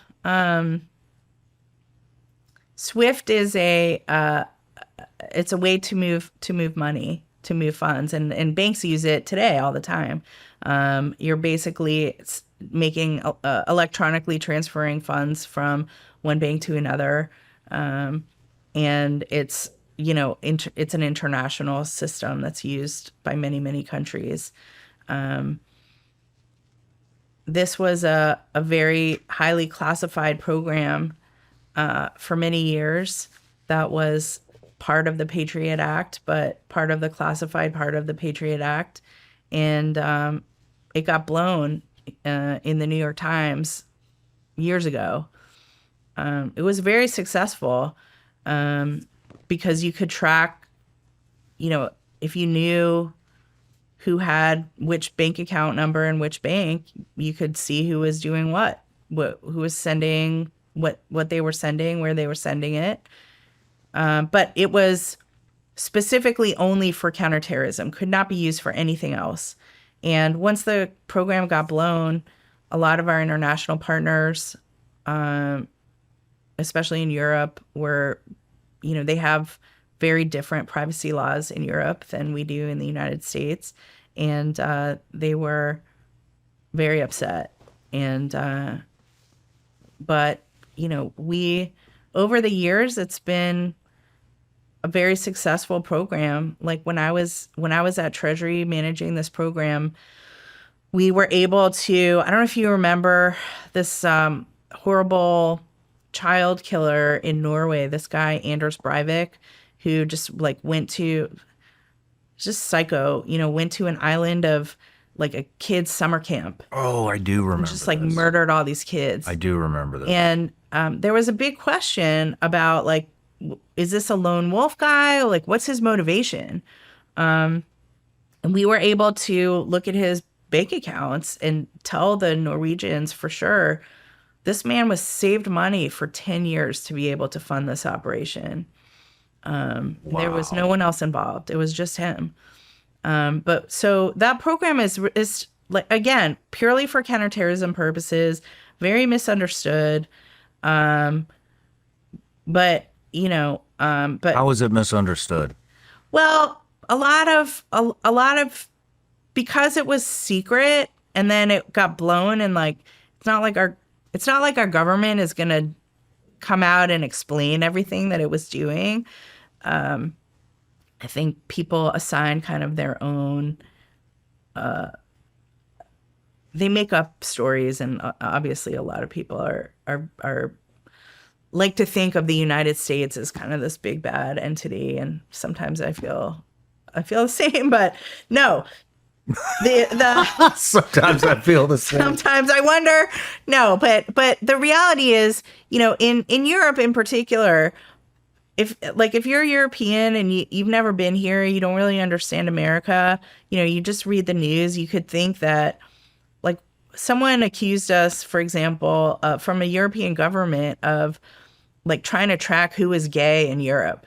And I'm like, I can promise you, first of all, when you fill out your form to open a bank account, that's not part of it. So that information doesn't exist, number one, tied to a bank account. And two, this is for counterterrorism purposes only.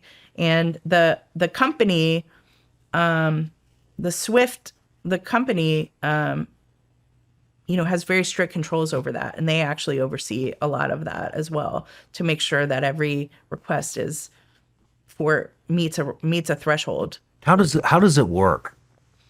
I don't know how much I'm allowed to go into that anymore, but I think that it's very safe to say there's a very formal coordination process where there are multiple layers of approval and oversight. And again, you can't introduce other targets that don't have a direct connection to counterterrorism. But when you see new entities designated as terrorists, for example, the cartels, mm-hmm. That's one of the authorities that is now available. Interesting. So basically, use the SWIFT code, correct? Mm-hmm. And you can breach into any bank account, see where money's coming, where it's going to. Is that it? Am I on here? It's way more specific than that. You basically, if you have a target, you need to figure out what bank account they're attached to. Mm-hmm. And then you request any SWIFT transactions from that bank account. And then you see what comes up.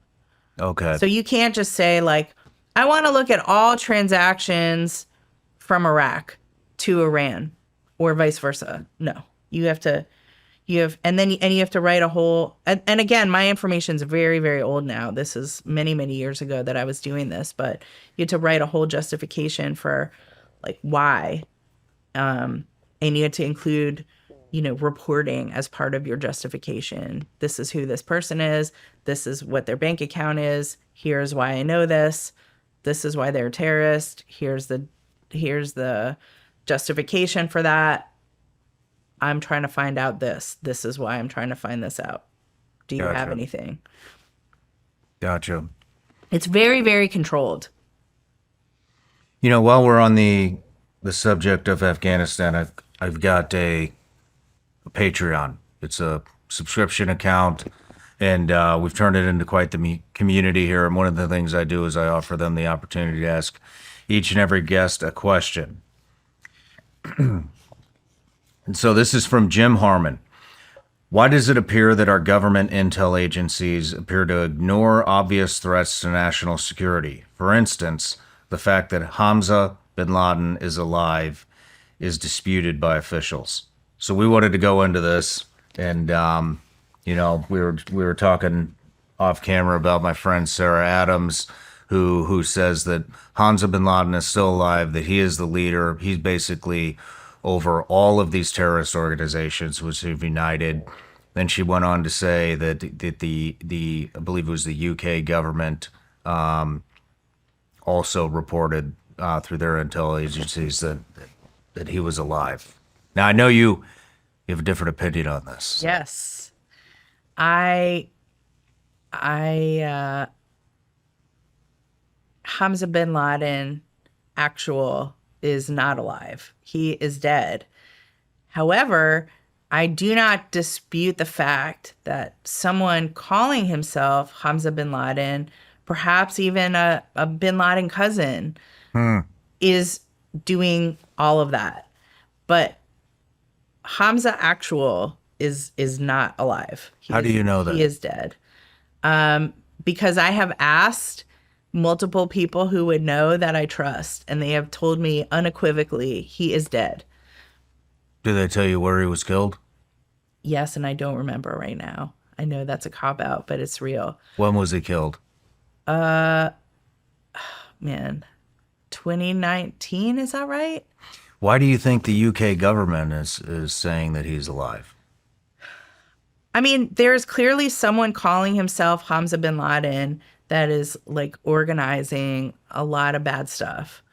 And I don't dispute that. I just think, like, do you remember in the Princess Bride, the Dread Pirate Roberts, that there were like multiple, when one guy would retire, there'd be another guy that came up and now he was the Dread Pirate Roberts. Mm-hmm. And you're just kind of like living off of that infamy. That name is so powerful and is a brand in and of itself. And therefore, someone's using it to rally the terrorist troops. But no, I will say, like, he's dead. But yes, there are serious concerns about a person calling himself Hamza bin Laden who's organizing some very problematic and troubling things. Oh, that's an interesting twist that seems like a very realistic scenario. I mean, both things could be right. Mm-hmm. Mm-hmm. How do you think the Afghan withdrawal went? Not well. Not well. It was a catastrophe, and we are still living with the repercussions of that today. Very much so.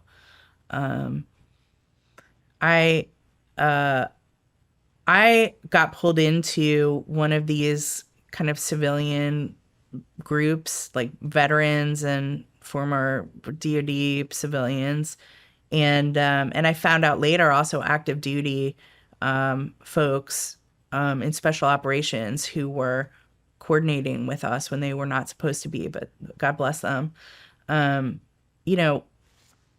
Someone reached out to me right when things started to get chaotic, and a lawyer friend of mine, and she had a client who was just trying to, trying to get into the airport, trying to get out. Could I help? So I don't even remember who I reached out to, someone, and someone I thought might know something, and they added me to the Signal chat group that took over my life for weeks. And I know a lot of people had those kind of experiences where all of a sudden I just dropped everything that I was doing. And I do know people, and I have my own network, and actually was able to help a couple of families that DIA families, actually, Afghans that were working for DIA, that had worked for DIA for a long time, and were being abandoned. And amazingly, because of the people on the ground and their heroic efforts, their willingness to work with us, they saved a lot of lives. So, but the things, even sitting in my living room, on Signal, just being part of this, I mean, it was so weird because I did feel like I was there sometimes. There was one family we were trying to help. I want to be careful because I don't know what happened to them, but they didn't make it out. I know that. It was a father and some kids, and they were, it was so hot those days, and people were waiting outside for days and days, like passing out, babies dying. And there was this particular man who had worked for us and was trying to get out with his kids. And there was someone on the wall, like a PJ on the wall, looking for him. And we had already, given everyone, you say this, he'll say this, hold up. He had a sign that had a word on it. He was holding up the sign, and he was right outside. They were right outside of Abbey Gate.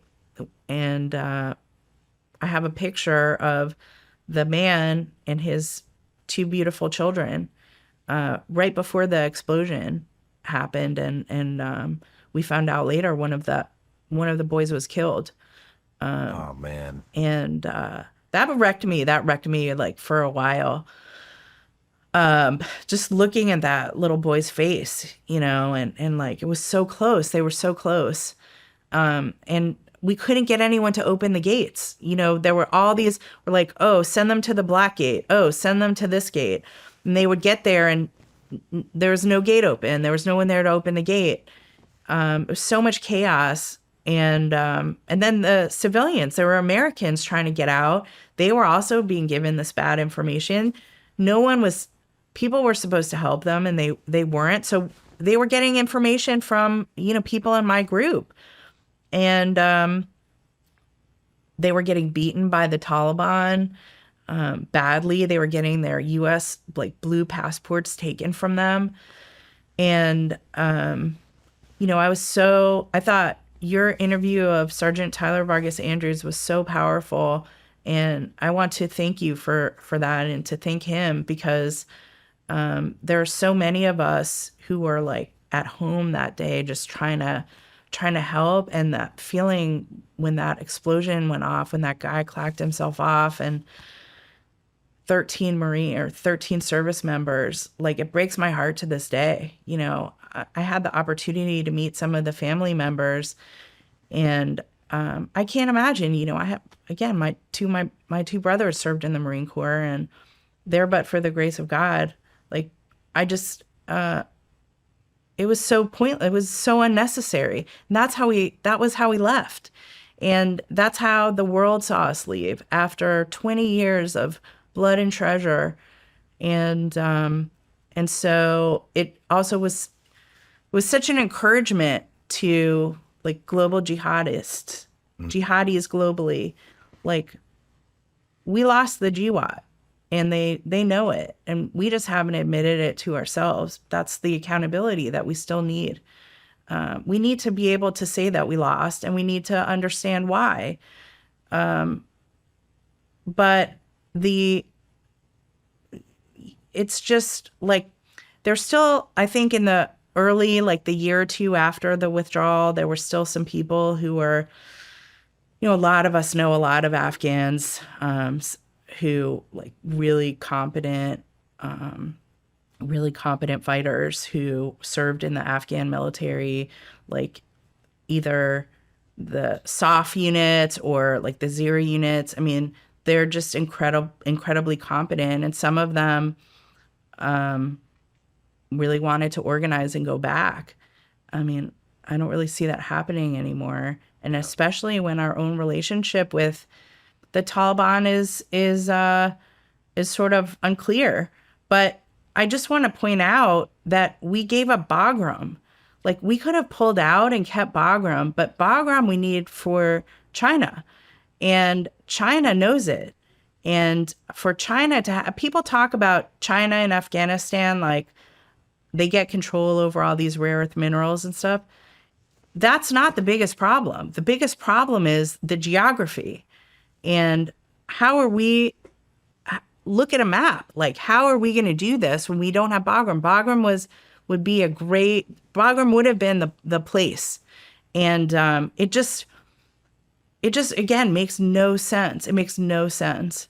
And all of the after action stuff where like the people at the embassy were drunk and not wanting to leave. I don't know if you saw that. There was one of the interviews that was done later. One of our service members was like just knocking on doors at the embassy at the end, just like making sure everyone was evacuating to HKIA. And someone opened the door. It's an account. You can find it online. Someone opened the door and was like wasted off their ass. Like, this was okay, and when you learn more about kind of the who was in control or who was in charge of that effort, it was the State Department. It was the civilians, not the military. So anyway, I have a lot of questions. There's a lot of blame to go around. And, I'm complaining about a lot.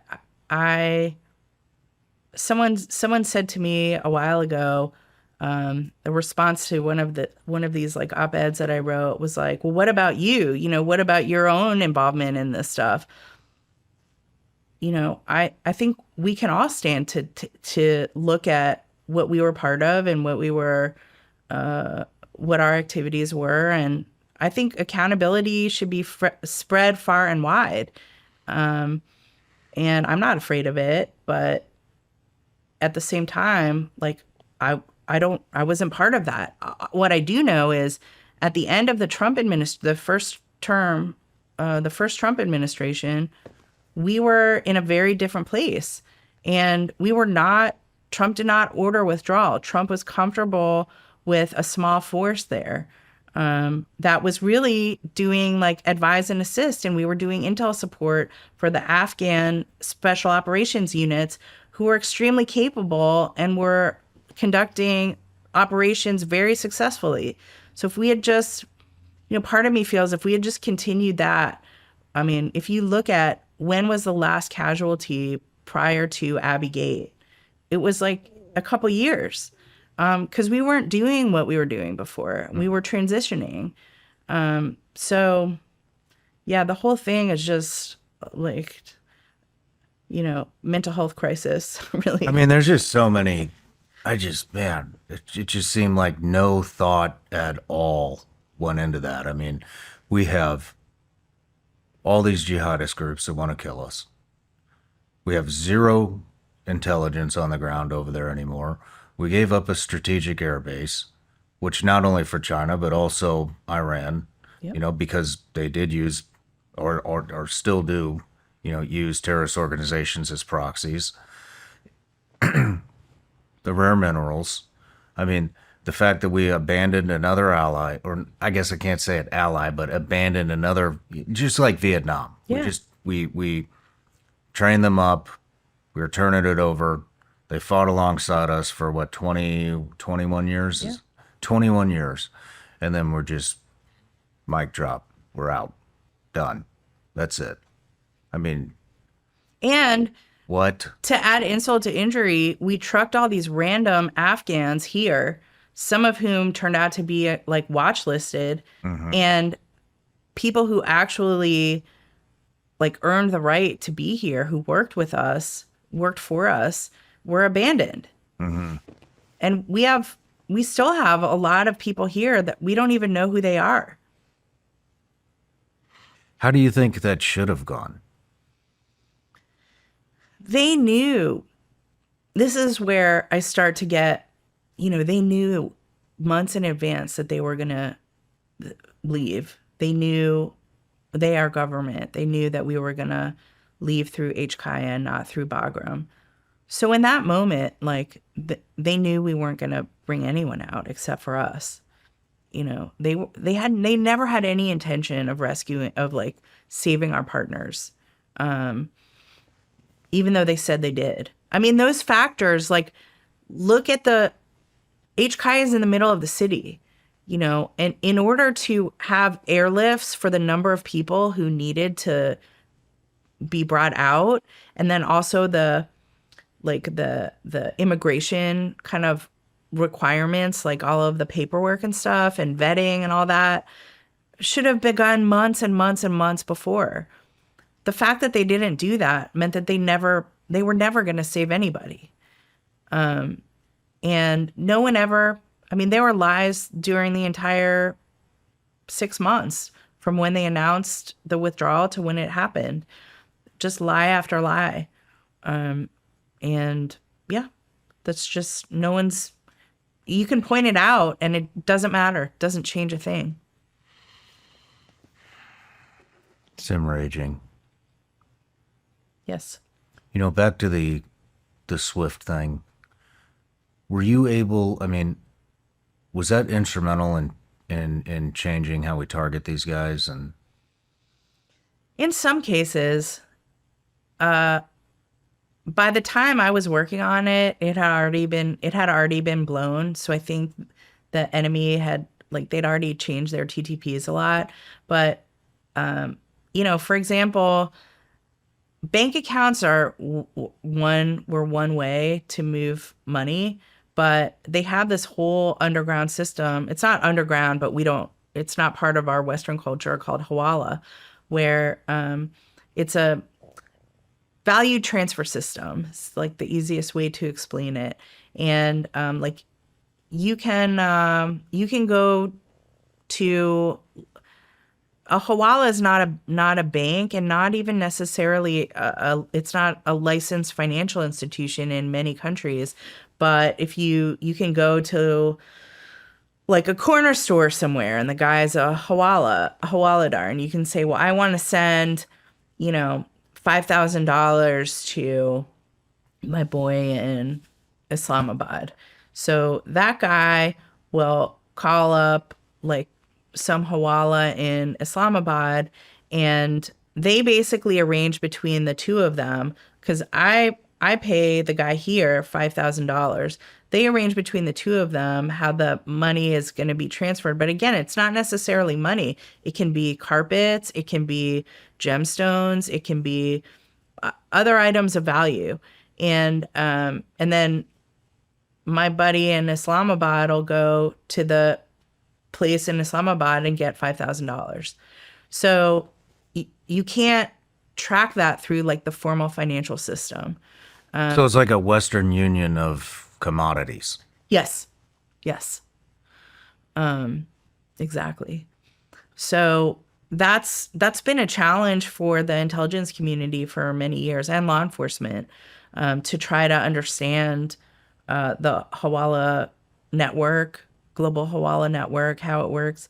I was working in banking in UAE for several years, and I worked for a big bank, and we had a relationship with several Hawalas that were like banks. They were huge, and they had their own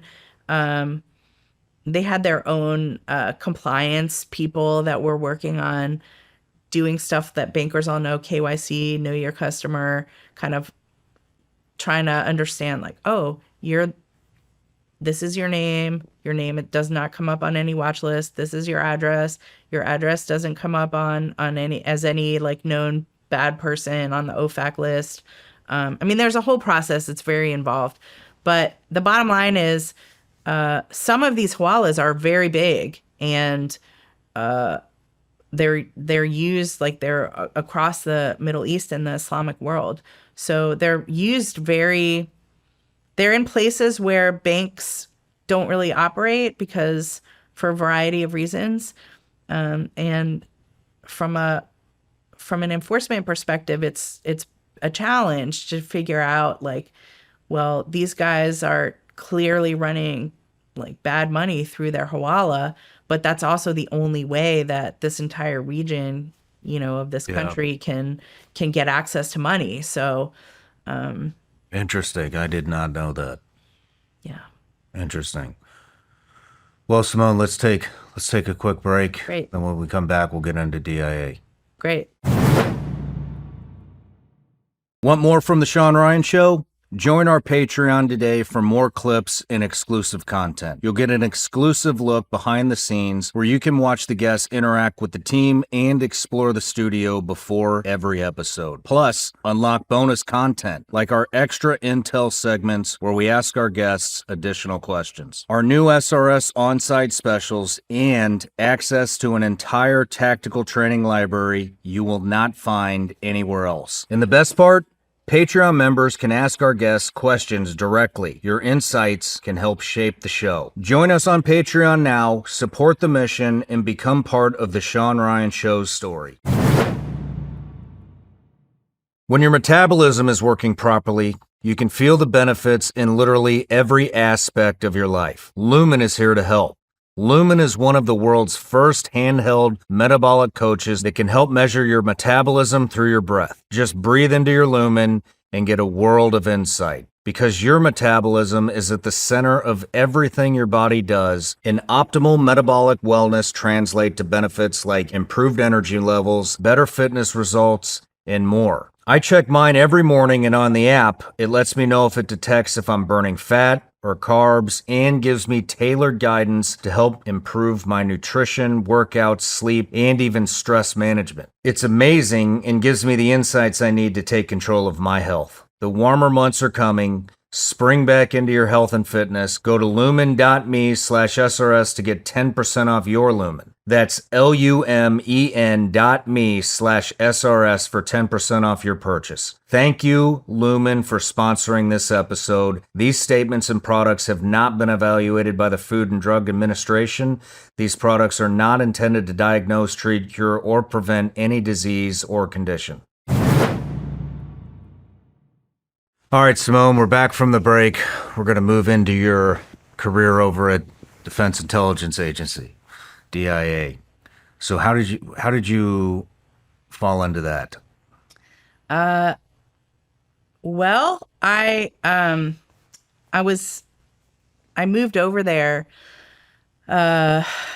Basically, General Flynn became the director of DIA.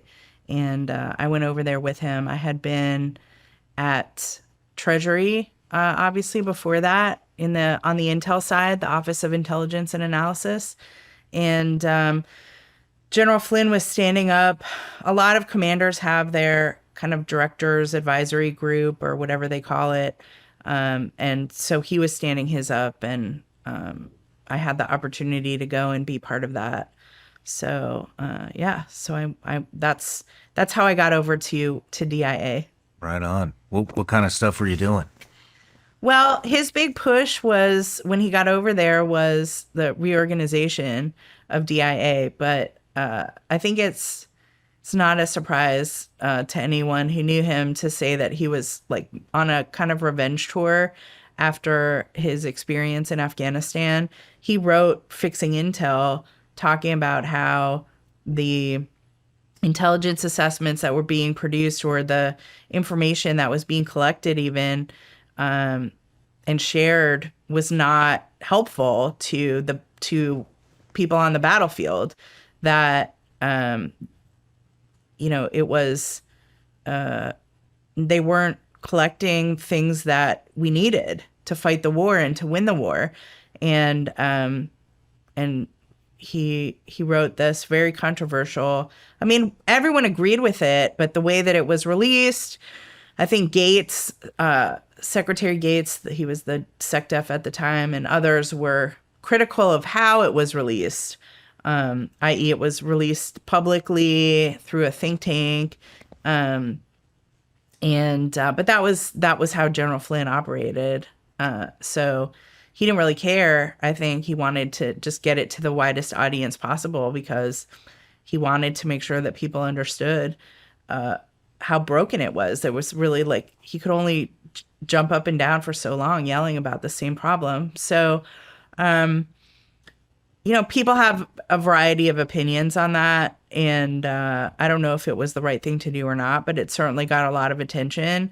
And it did get things to change. So when he came back and took over DIA, he wanted to move a lot of people out who had kind of stood in his way and were not helpful in prosecuting the war.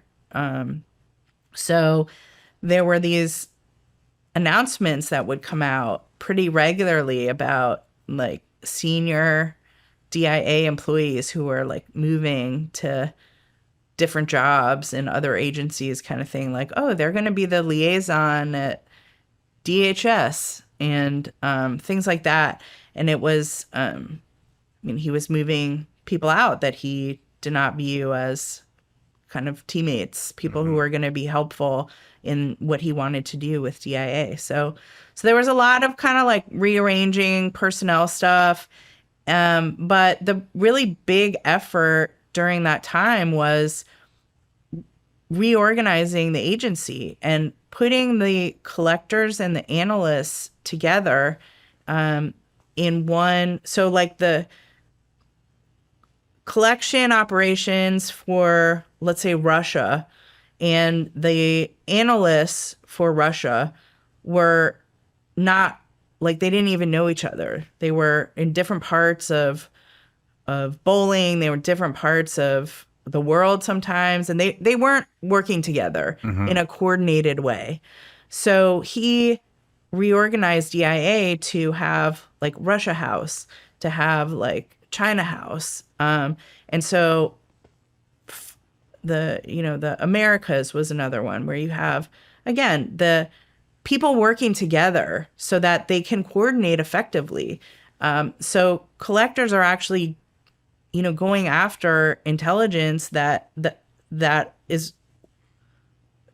analysts really need to answer the key questions. So, for people who don't know, it's our senior leadership in our government puts out the collection priorities. They put out like, here are the main things that we want to know.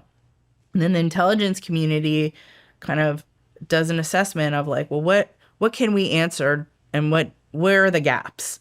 And the gaps are really what the intelligence collectors, go after.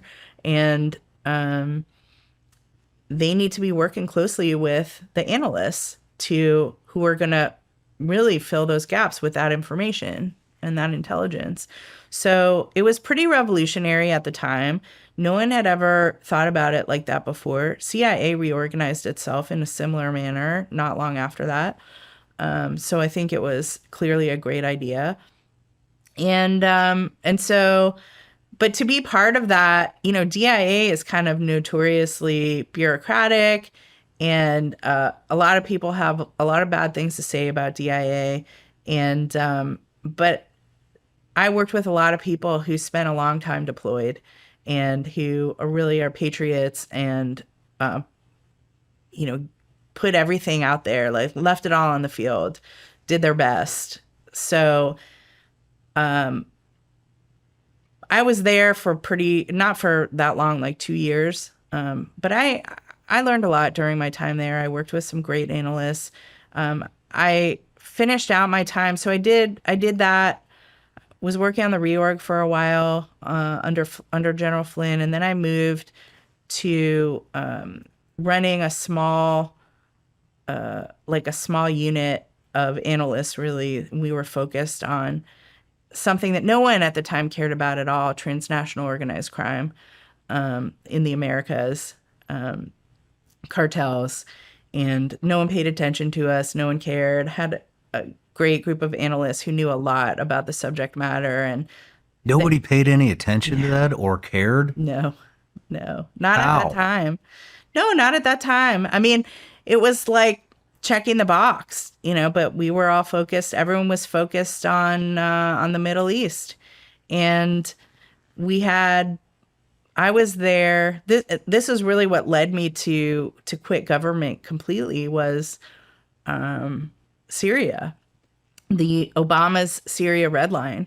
So first after all my experiences, Iraq, Afghanistan, I was pretty disgusted by everything, but I still wanted to serve, and I loved what I was doing, like on a micro level. I loved the people I got to work with. I thought we were working on important things. The fact that I had this kind of financial intelligence background made me a little bit unusual, which I like too, kind of niche. But I remember, I don't think I'll ever forget it. Obama gave that famous speech about red lines and Assad if Assad uses chemical weapons against his own people, like that's a red line and we will act. So I think it was on a Friday when Assad, for the first time, used chemical weapons against the Syrian people.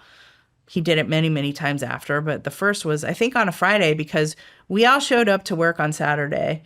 Like no one said, come in, but we just showed up because that's, how it is. That's like what you do. Okay, it's going to kick off. We'll just be here to be helpful.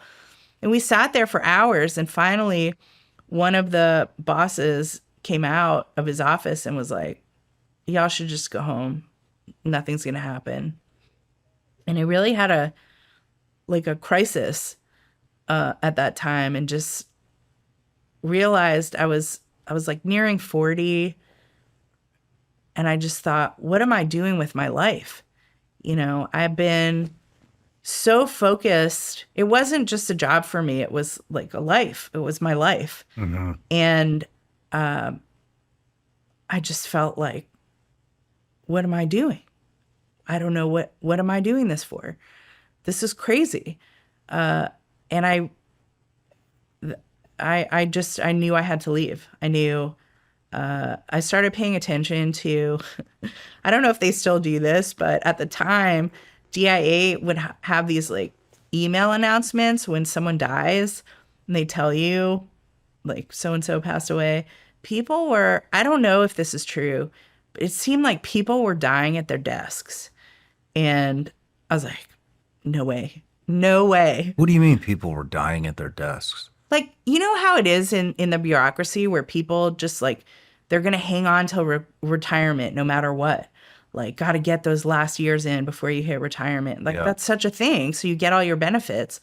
People were dying at their desks waiting to hit that retirement. It's not funny, but it's real. And when I remember telling people that I was leaving, and no one could believe it because I had all my tickets. I had like, polygraphs and everything. I had it all. And they're like, your clearance is worth over $200,000. And I'm like, there's more to life. There's just more to life. I'm not going to do this anymore. So, that was. So you didn't believe in the mission anymore, and your didn't. values weren't aligned with what was happening. What was the mission, Shawn? You're asking the wrong person that. I'm still trying to figure that one out. I didn't see it. And, I just felt I've given years of my life to this, and, I wasn't married, didn't have kids, and I was like, there's more to life. So, so I had no job to go to, but they were offering early outs. They called it Vera Visa. Basically, they pay you a lump sum for your retirement, and that's it. You're done, and your billet is gone. So I was expensive. By that time, I was like a GS 15 step 5, which in the DC area is a lot of money. Relatively, for the government, it was like 100 something, like 100, I don't remember, maybe in the 190s. yeah, so I just, but the VRV SIP was like a lump sum payment. And I just, after tax, took the money and left. I went to Italy. I had a friend that I had reconnected with. One of my brothers got married in Italy, and I had reconnected with this friend of mine there. And he was a friend from business school days. I went to business school in Milan, and he had this like luxury villa on the Amalfi Coast, and he's like, "Do you want to help me?" And I just thought, I mean, are you serious? Because I seriously, yes, I would. So I ended up doing that. I went to Sorrento, Italy, and it's funny in retrospect, but it was really what I needed. And I just helped him run his like luxury villa. We started this boat tour company where we would take like guests to Capri on day trips. And I was like the first maid on the boat and worked for tips. It was great. It Wow. was awesome. Quite the change, huh? I needed it. Yeah. Needed like swim in the ocean every day, be outside the skiff, just be experience life. You know what I mean? So it was good until I ran out of money around later in the year, and I got had to actually go back to real job in real life. But yeah, it was amazing, and I think in retrospect, seeing how a lot of my friends kind of have flamed out when they've had the kind of similar realization that I had. Were a lot of people leaving like you? In different ways. Yeah, in different ways. What were the discussions like? I mean, when I was telling my friends in the intelligence community that I was leaving and why, I mean, maybe people I worked with didn't fully, like on my team, didn't understand, but my friends understood 100%. And some of them had already left. Yeah, so, people got it. I mean, if you look back now at our like on the analytics side, the analysts, like senior analysts that we have who served in GWAT, very, very few. Most everyone's gone. Like there was on Iraq specifically, everyone cleared out. Everyone. Man, But how sad is that too? Because there's all that very, very experience. limited institutional memory of so many things that are important for the institution to remember. That's, one of the big challenges, I think. And sure, the Army did, you know, Iraq, like the after action kind of deep dive into Iraq, what went wrong. And I've heard there's one on Afghanistan, but it's classified. Go figure. But like,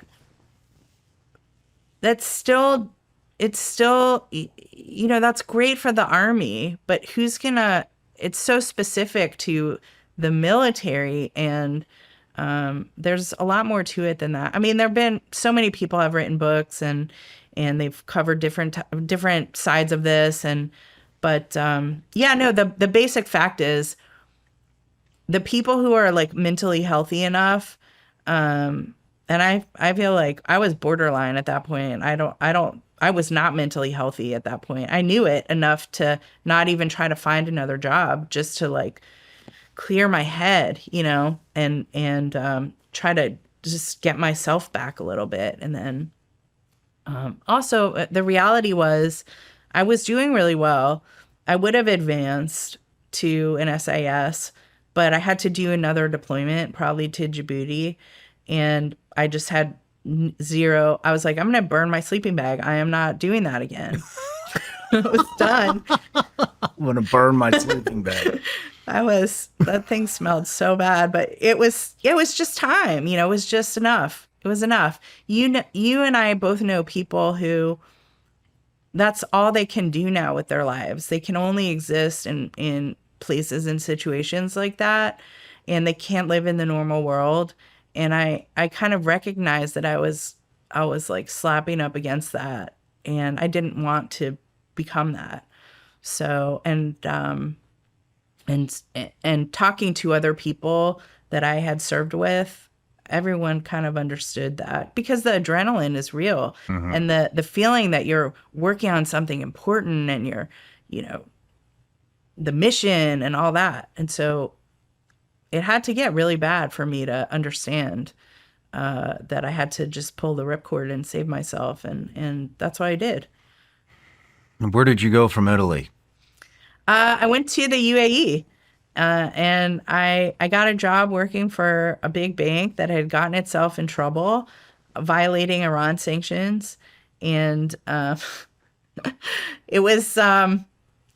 I mean, they egregiously violated Iran sanctions. How so? They created a manual for their clients on how to like hide details about transactions. Like, Holy shit. yeah, And you were working for that bank? afterwards. So I guess they forgot about the NSA can like find that sort of thing, and so they got in very serious trouble with OFAC and the DOJ.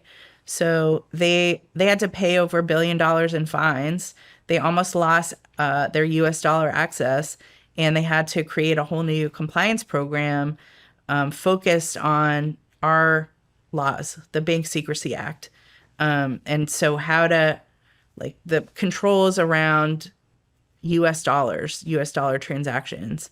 And so my job, I covered Africa, Middle East, and Pakistan from Dubai. I was based in Dubai.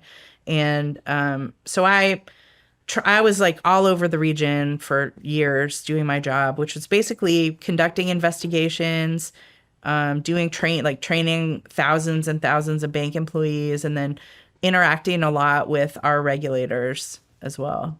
Just kind of like letting them know what was going on, answering questions, stuff like that. So you're living in Dubai? Yeah. Okay. How was that? We just went there about a month ago, I think, ish. I've been there several times. Yeah. It's like all expats. It is. It is. What did you think? Did you like it? I love it there. Yeah. I think the architecture is amazing. I think it's one of the most impressive cities in the world. I don't know what I would do there if I lived there other than shop. But because I got some great shopping. They there. do. They But- do. But yeah, what's it like living there? I mean, I loved it. Oh, I was on the road a lot. So I can see what you're saying, but I loved it. I just thought the people were so nice. I made a lot of friends. It was beautiful. It's safe. And it's just incredibly impressive. The first time that I was there was like early days, like maybe 2004. Oh, okay. And so to see what it became so quickly, what they built there, what they made, is just really, it's like got a vibe, you know. It's now that I'm older, you know, I kind of like Abu Dhabi. It's a little more chill. You know, I'm like a in bed at 9 o'clock person now, so Dubai's can be a lot, but it's amazing. It truly is amazing, and I really enjoyed my time there.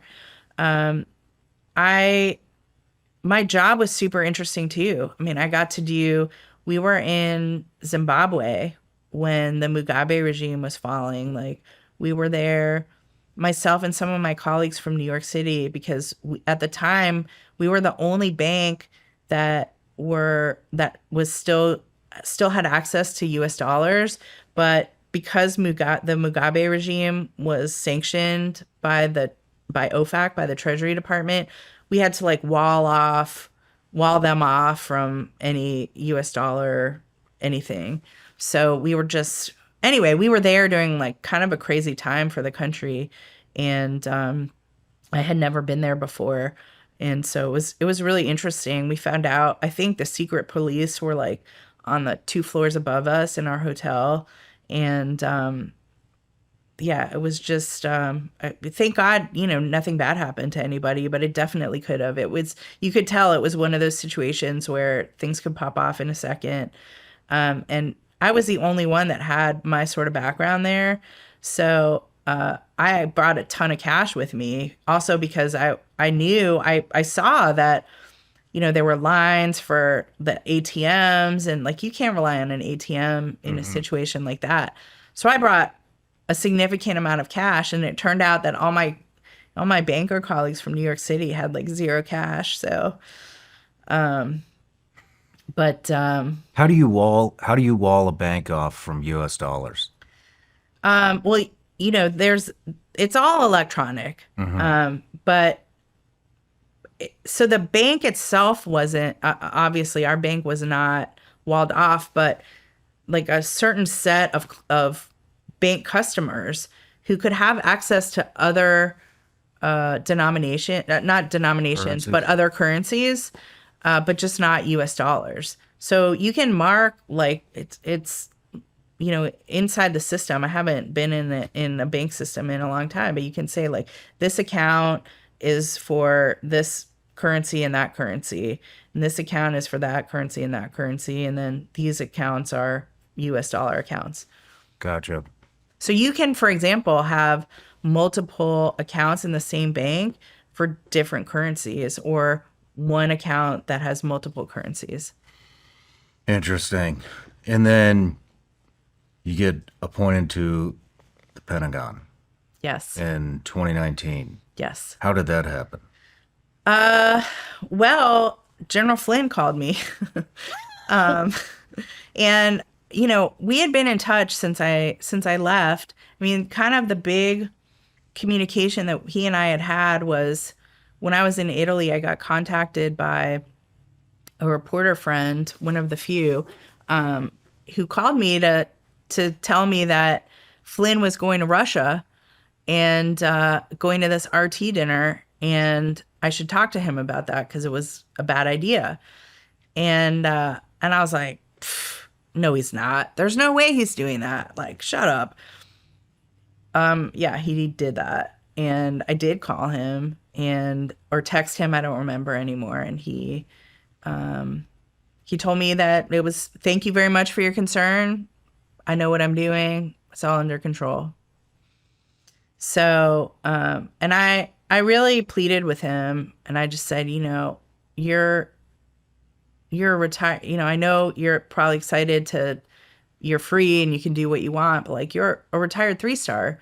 Like you still have those 3 stars like mean something. And like, by the way, don't F all the rest of us that, had in some way like were tied to you. I mean, I worked for him for like 5 years in different capacities. So I was kind of like trying to save myself at the same time. But yeah, he did him, and he did that, but anyway, fast forward, he put me up for an assistant secretary job at Treasury at the time. Here's what happened. He called me. I was in Dubai, and he's like, "I need you. Like, what jobs do you want?" And in the past, I'd been like, salute, like, yes, sir.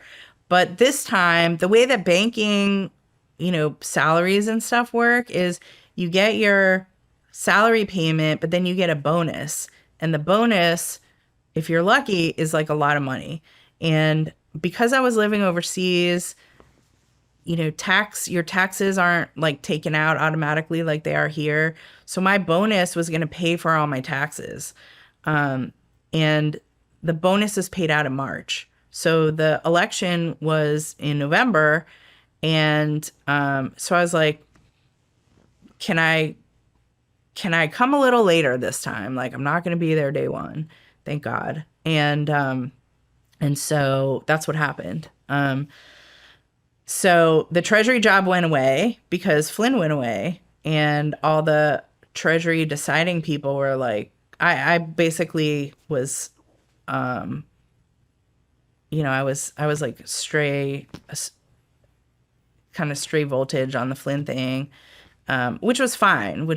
So I just continued on doing what I was doing. about a year later, I got this opportunity at the Pentagon. I guess my name was kind of still on lists, still my resume was still in there.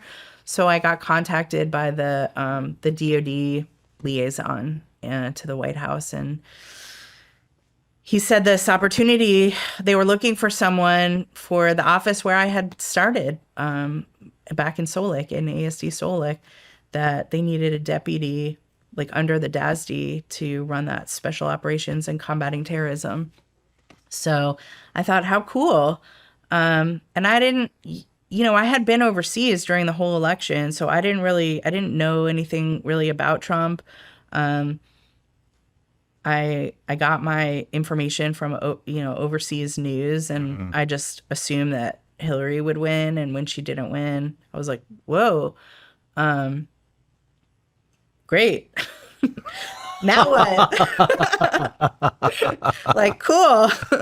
But yeah. So, and then when everything got crazy really fast, obviously, and That's a pretty damn important position. Yeah. Yeah. At SOCT.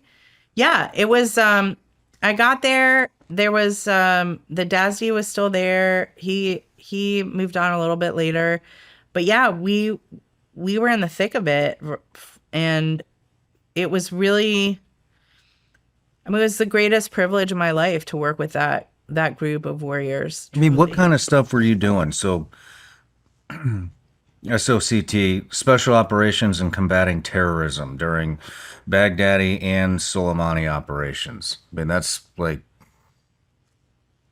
impressive. All impressive to the men and women who executed those operations. I got to see the video of Baghdadi, the Baghdadi op. Like afterwards, they had this whole those guys are very good at, their marketing themselves to the right people. So they made a video of their operation. It's classified, but you get to go down. They even had really cool music, and so that was. But being part of it. So were you in the planning process of these? No, I wasn't. That's all the military. The military does the planning. If there's any like approvals, that sometimes there's ancillary things that need to be approved, like they need to go up a chain. But the big thing that I had to do with the Baghdadi operation was briefing Congress after the fact, and briefing members and the staffs.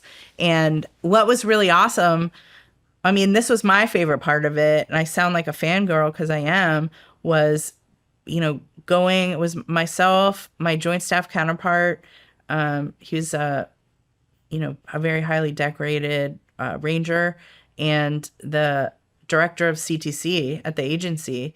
And it was really, for the most part, the two of them explaining in detail what happened. So I really can't say very much, but the CTC guy, the CIA Counterterrorism Center's director, I mean, that's some movie shit, what happened there. And the first time that I learned it, just being real, was like when I heard him briefing on the Hill. And that's right. I had zero need to know about how they got to Baghdadi and how they figured out it was him, and how they got eyes on. And but I did share any of that, or is that all sealed up? I mean, I wouldn't want to be the one to tell that story. That's someone else's story. Okay. But God bless them. And what was amazing, one of the many, many amazing things about that operation was they had, I mean, it was boots on the ground, and no one was even injured. The dog. Super funny story about the dog. Okay, I can tell that. So Conan, the dog. So there's a huge public interest in Conan, the dog. That was part of the operation. Got injured in the operation, but was fine, mostly. So when the time came to give the unit an award, there was something, I don't even remember what exactly, but there was some type of ceremony at the White House. But that unit, that's a special mission unit, so none of those guys can be identified. So, but they wanted to showcase the dog. So the dog had a different handler for that event because the real handler, couldn't be on camera. And we were watching in the office, and he was standing, the vice president was standing next to the dog, and the vice president started moving his hand like to pet this thing. This is not the dog that you pet. Do you know what I'm saying? This dog has titanium teeth and is like probably like definitely ripped like many throats out. And the vice president's like, we just watch his hand like, we were all like, no. But and not with his regular handler either. So like, oh my God, but it all worked out. And Pence has both his hands still. But that was just to be part of that in a small way, and help like tell the story of what these guys did was truly amazing. And we all knew the story of Kayla Mueller and what she had endured and what he had done to her, turning her into just let's not even say it, but just so horrific, was so meaningful to be able to, we couldn't save her, but we did like bring justice for her family at the end of the day. And like, I believe in that. I was really proud to be the explainer at the end of that, explain to our lawmakers what happened. That was awesome. And then Soleimani, well, I'll just say there were a lot of people in the first Trump administration who said a lot of things about being involved, and they're on a lot of lists now. And, I was not involved. Other than that, I was in that office when it happened. And so like, yeah, we knew about it. I knew about it. I don't think my team did until I told them, but it was a task force operation. And so like, we were apprised of it, and we had to deal with a lot of stuff after the fact. But I remember this, like how stressful it was with all the different operational details as we were learning them. Like there was just so many things that could have gone wrong as usual on an operation like that. And to see at the end his hand on social media, his hand with his famous ring, and knowing the story of Qasem Soleimani and how much American blood he had on his hands, how many Americans he'd been involved in killing over the years, and of him really being like this evil mastermind, and removing him from the battlefield was really profound. And I had nothing to do with it other than to be in that job at that time, but was very, very proud. And I just, I know a lot of the folks who were involved and will never take credit or talk about it. And they're amazing. Yeah. But yeah, that also not my story to tell, but just an amazing, amazing operation. And we got a bonus too. We got, I'm sorry, I'm blanking on his name. He also was responsible for a lot of them. Mohandas. Mohandas was in the vehicle with Soleimani, which we didn't know in advance, but that was his day too. So who was he? He was a terrorist leader, an Iraqi. So Qasem Soleimani basically ruled Iraq after we left in 2011. from the politicians really answered to him in many ways, but he also had stood up. So there were a lot of different Shia militia groups. Some were directly like Quds Force affiliated, and then there were some that were more like Iraqi Shia, but still funded and aligned with Iran and the Quds Force, and they became the PMF, the Popular Military Front, which still to this day, I believe, gets paid through the Iraqi budget. They're part of Iraq's military force now.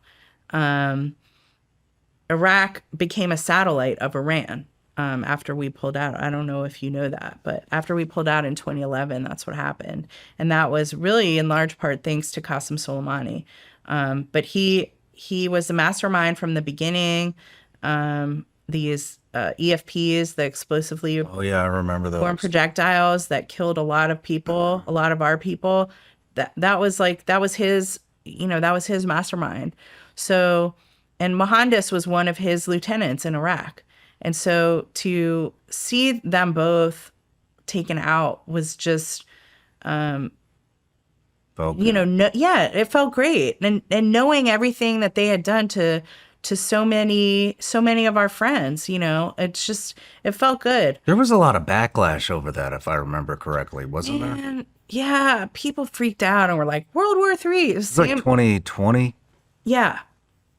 Yeah, 2020. They freaked out and said it's going to be World War III. It was definitely a ballsy move. And it definitely, look, when the president asked for options, there are a lot of options that are provided to the president. But on that particular day, that was the option that he picked. And like, was everyone shocked? Pretty much, yeah. And because no one had ever, no president before Trump would have made a decision like that. How would that have? Back then, I kind of lived in an echo chamber, so I didn't really explore any of the other ideas. How would that have triggered World War III? In my mind, it wasn't going to. But there are a lot of people in Washington who are always advocating for a diplomatic approach, which, by the way, I don't discount the efficacy of diplomacy in the right situation. Mm-hmm. But, Iran had just killed an American. That was the backdrop for this. Like, right? I think it was a U.S. contractor that was killed on a base that a U.S. base in Iraq that Iran attacked. If I recall correctly, drone.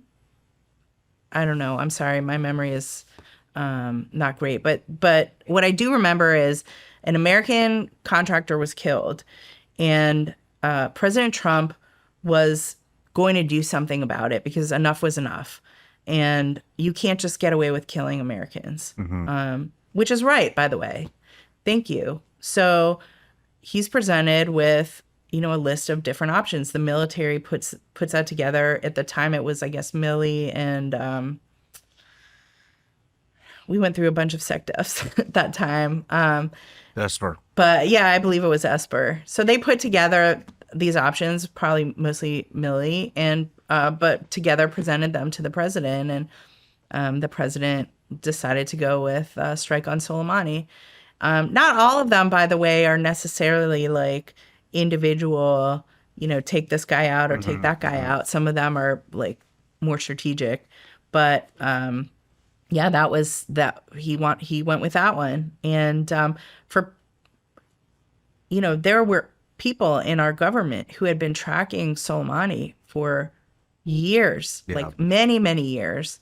And the Israelis were tracking him for many, many years as well, and shared a lot of really vital intelligence with us at that time. So they did not, to my knowledge, take part in that strike, other than perhaps providing some intelligence, but we can see today how deeply they penetrated into Iran, into Quds Force, into their multiple terror proxies.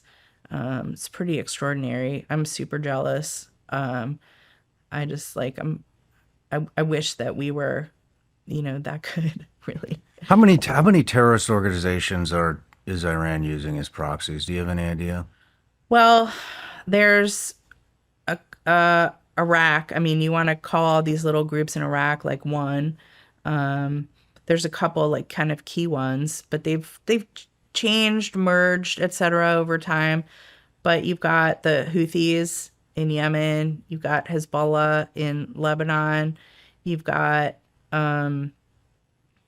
Gaza, you've got Hamas, which is funny because, not funny, but a lot of people were saying, oh, well, they're Muslim Brotherhood, i.e. Sunni, so therefore they can't be aligned with Iran. They can't be accepting like money and training and stuff from Iran because they're Sunni.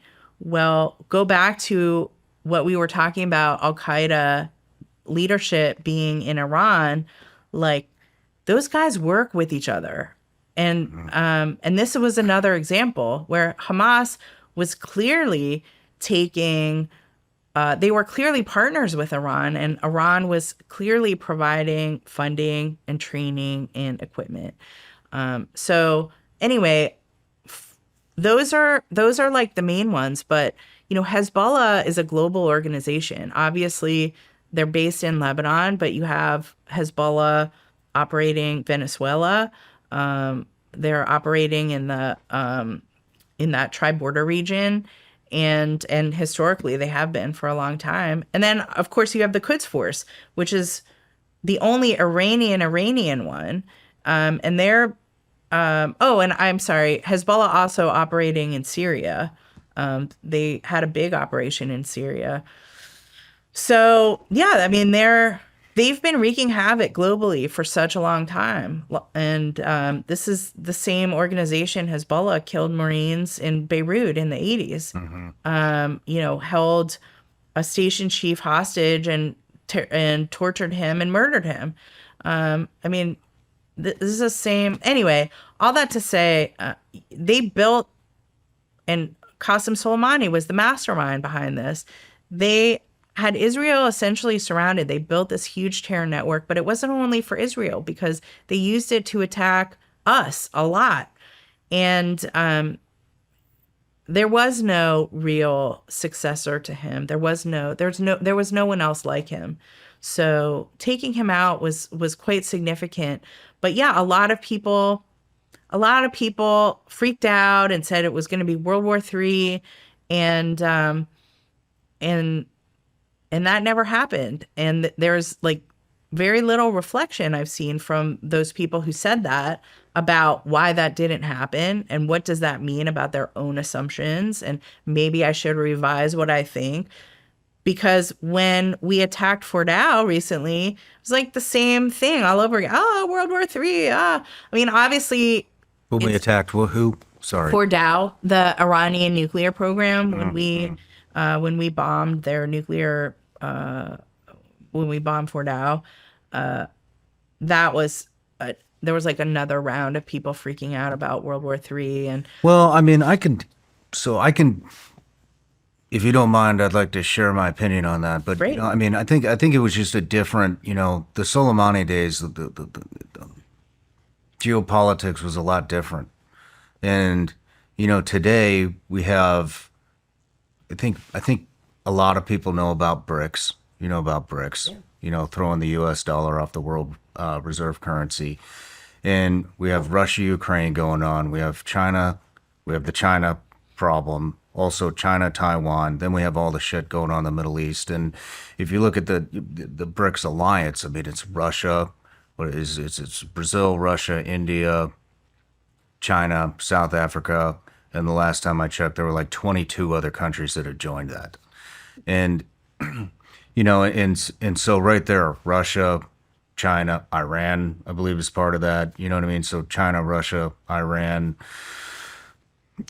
I think at least for me, when I look at it, I'm like, oh shit. Like, we're not just messing with Iran right now. We're also messing with China, with Russia, with India, with all these other players, that are also nuclear powers. And so it's not just, but I wasn't as tuned in back then either with Soleimani as I am now. And so that's my fear is it's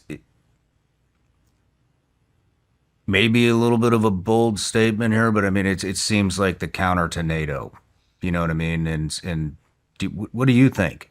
How close are we to World War III? I don't know. I mean, hopefully very far away.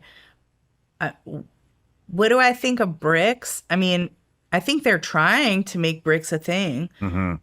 I don't think it's yet. It's still developing. I think there are a few, if I recall correctly, there are a couple of countries that have actually pulled out of BRICS I haven't recently. heard that. I think they have, which is great. So BRICS is TBD. I mean, we're still the United States. We're definitely weaker. We're definitely we've been headed in a bad direction.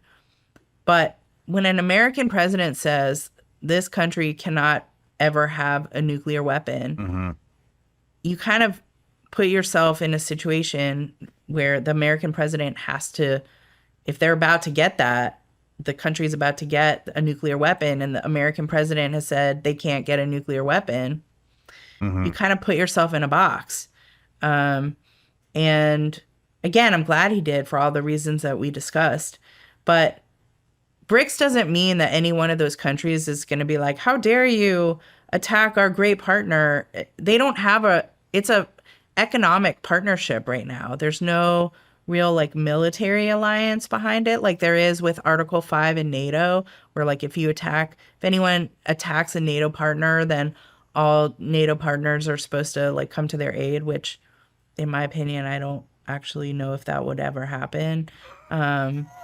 Sorry. I mean, I'm not going to disagree with you there, but do you think that China, Russia could have used, let's say that, I'm kind of alluding the fact that Iran would have blown up a little bigger than that situation would have blown up a little bit bigger than it would. I mean, do you think that China and Russia would have used Iran as a proxy to get, to smuggle weapons in there, to aid them, to train them, to outfit them, if that would have turned into something bigger than what actually happened? I mean, they have proven themselves to not be allies. They're like, it's a cynical partnership. How have they proven not to be allies? Well, they didn't come to their aid, did they? Israel was hammering them for like months and months, and achieved air superiority over a period of days. And like China and Russia didn't come and help Iran. Mm-hmm. So if they were real allies, then they would have come to their aid, right? That's what an ally does. Mm-hmm. So I think it also showed that the fear that a lot of people have of this, like they signed this 100-year agreement or something, didn't they? Iran and China and Russia. I believe they signed 50 years, maybe. I don't know about that. They signed an agreement. They made there was like very public that they were going to cooperate on all kinds of things, and now they're real partners. But it's turned out so far to be economic in nature and nothing else. I mean, even China. So China, what does China get from a partnership with Iran? It gets A proxy against us. It gets a proxy against us, yes, but it gets like directly. It gets energy. It gets like oil, but it doesn't get the majority of it from Iran. I mean, China has enormous energy needs. Mm-hmm. It gets the majority. It gets its energy from Iran, but mostly Saudi Arabia. So even if they lost completely Iran's like access to Iran's oil and gas, they still would be okay.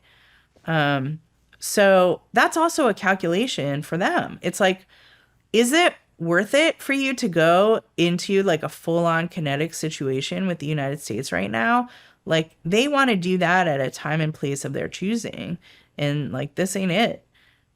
They have their grand plans, and so, but they would love to see us dragged down into the Middle East again, because that was so beneficial for them the last time. But that's why we can never do that again. And everyone knows How was it beneficial for them? we drained our blood and treasure. We're very demoralized. A lot of the infighting that is occurring here in the U.S. is all beneficial to them. We're fighting ourselves. You know, like, have you noticed that X is so crazy recently? Have I noticed? It's so crazy. But there's so many foreign bot operations, and they're focused on like dividing us. And I wish, like, Elon, please put like, I think there's a way of identifying, even if they use VPN, like, of identifying where these accounts are coming from. It would be so helpful if they could start being flagged, and at least we would know, like, MAGA American flag is actually based in China. You know, super helpful. But anyway, I think it's not, I'm not saying that these countries are not in a real partnership, but so far it hasn't extended to anything military. And they're certainly not going to risk their own positions for Iran. You know, also very helpful to highlight the fact that Russia's air defense system completely failed against our stuff, which the Israelis have. And I mean, the Israelis obviously have their own stuff, but against like our F-35, we won. Good to know. I mean, I don't know. I'm not even saying a kinetic operation, but I mean, you know, China sends all the precursors to fentanyl into Mexico, and that comes up. And I think all of this stuff plays into some type of a master plan. I wouldn't be surprised if it did. I mean, China is really focused on these gray zone operations, and they're killing. I mean, I guess bad analogy, appropriate analogy, they're killing it. I mean, look at all of these people folded over all over our cities. You know, that's China. Yeah. And they're very effective at what they do, and they've been partnering with the cartels. And they're not only are they providing precursor chemicals, but they're also the money launderers for the cartels. How so? Cartels launder their money through these Chinese gangs. I didn't know that. Yeah, and sanctioned by the CCP. Yep. And now, Did you know? You had mentioned you were. Was it DIA? You were doing the Americas. Is that? Did you know this all the way back No, then? I didn't. No, I've learned that in the last couple of years. I don't know if they were doing that back then, honestly, but they are now, big time. I mean, I don't. It's hard to think like them because we're so reactionary and immediate, and they appear to be very good at a longer game. What they've been doing is very deliberate, and that's why it's important. That's another reason why I really support what Israel's been doing against Iran, because we need to not have to worry about that anymore. And just like willing it away doesn't change the fact that there is a real threat there, and they have been killing Americans, and we can't take our eye off the ball, but we have another bigger problem. And I don't disagree. I mean, there's so many, especially like veterans of our era are like, enough, no more Middle East. I feel you, you know, and I would like for this to be resolved, and I see a way that it can be resolved. So hopefully soon. But yes, we need to be as deliberate as China is being. But there's a number of things that we still have to do that we're not doing yet, unfortunately. Beck, I'm sorry I'm switching gears. I just have all these things popping in my head. But, we talk about with Sarah, she says that there are at least 1,000 sleeper cells, terrorist organizations within the U.S. borders right now. Do you have any insight into that or opinions or? I mean, I don't know. Anything's possible. But even at their height, Al Qaeda and ISIS didn't have those numbers. So I'm skeptical. Do you think they're strengthening again? They absolutely are. They absolutely are. Why do you think so many GWAT veterans are they don't want to go back to war? They don't want to go back over there. They're done with the Middle East. Why do you think that is? Do you think it's because of all the shit that we just talked about with Iraq? It was all for nothing. Yeah. In Afghanistan, which was a loss. Yeah. 100%. I mean, I think that the GWAT generation is just so frustrated with, we talked about stricter ROEs. We talked about all kinds of stuff, and then when you do that, it's like, what, now you want me to go over there and do this fucking We job funded again? the Taliban. Yeah. I mean, yeah. And apparently we still are. I don't know. But I think. Now, I think Rubio stopped it, but Right. it's temporary. But it has to get through the Senate. So, Tim Sheehy, please hurry up and get that damn thing pushed through. Amen. But yeah, I do think ultimately that that they're not wrong. I mean, I agree with that sentiment that we can't do that again. And it was in many ways a huge waste and created bigger problems.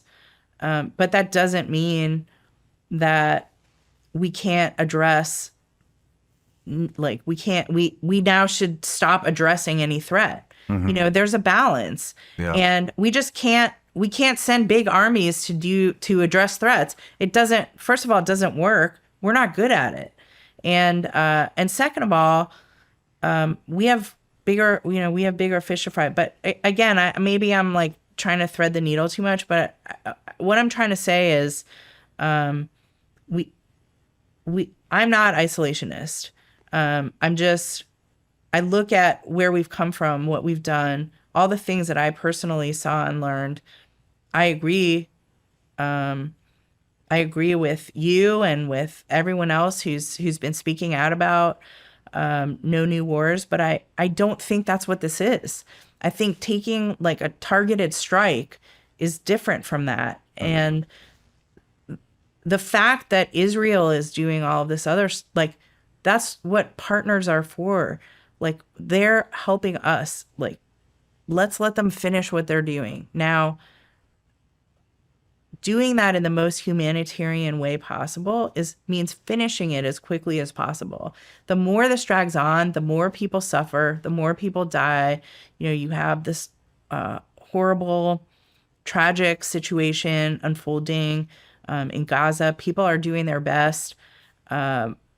We have, U.S. humanitarian workers there now, which, it's hard to see the way things are organized right now, how that's going to be successful and not like a PR disaster ultimately for us. But I hope for the best. You know what I mean? Yeah, I'm rooting for us. It's just fucking crazy, man. I mean, all these other terrorist organizations have ties to Iran. I'm sure the Taliban has ties to Iran one way or another as well. We're funding them, who are funded probably by Iran, but we're bombing Iran. And it's like, dude, pick what fucking, what are we doing here? Like, we're fucking funding the people that killed us for 20 fucking years, like, who are tied to Iran, and then we go and bomb I just, You said it. like, what the fuck are we doing? Like, what the fuck are we doing, man? It just makes no sense. Like, How about you stop the fucking funding and like Or if it's just not, asinine. why don't you tell the American people why you're continuing it? Why don't you justify it?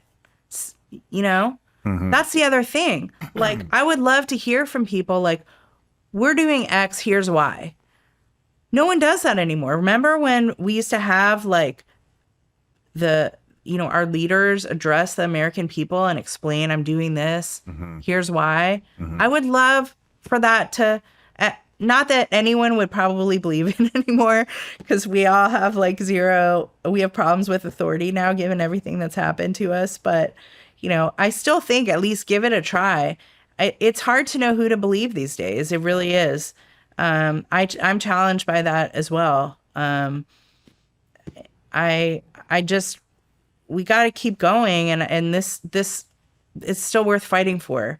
As messed up as things have gotten, our way of life is really important to continue, and we're still a beacon. That doesn't mean we're defending everyone or paying for everything, but we have to retain that kind We of are core. the beacon. Yes. We are the beacon. Yes. The only fucking beacon. Amen. So, Doesn't mean everyone can move here, though. Oh, man. So then you got promoted Yeah, to DADSD. I did. What is that? Deputy Assistant Secretary of Defense for Middle East. So it's just like what it sounds like, basically the DoD's kind of policy lead for the region, for the Middle East. So in reality, just a staff officer job at a higher level. But I had many people in my chain of command that I had to prep for meetings, and I had to send them memos explaining things and ask them to do things. So there was a lot of that in that job, but it was an amazing job, amazing opportunity, amazing time to be there during the Abraham Accords. But I was there during COVID, so it was also a little bit crazy. We had coming from special operations where COVID didn't change anything. We all went to work every day. Everyone showed up. No one wore masks. It was the same. But when I moved over to like the traditional policy world, I had most of my office was not there. Oh, and they started this campaign. I ended up kind of, I think, making peace with a lot of the staff, but, they're like traditional government bureaucrats, and a lot of them had gone to these schools that I referred to and were very concerned about me coming to be their boss. And so there was a story in Politico about me before I even got into the job. And it was kind of sad because it wasn't even about me. It was about my parents. And it was just like, oh, we're just really scared about what this means. Okay. So I show up there. There was a guy wearing this mask, literally like I think it was a rebreather mask or something, like just a most insane. Okay. Hi. And I think he wrote me up at one point because I had my own office, and I would go in my office. I would not wear a mask, and I would just do my work. And that apparently was like an unsafe work environment thing. And even though I was alone in my office, I had to wear a mask. No. And also I had a buddy on the COVID task force who told me, like, early days, masks are bullshit. Like, they don't do anything.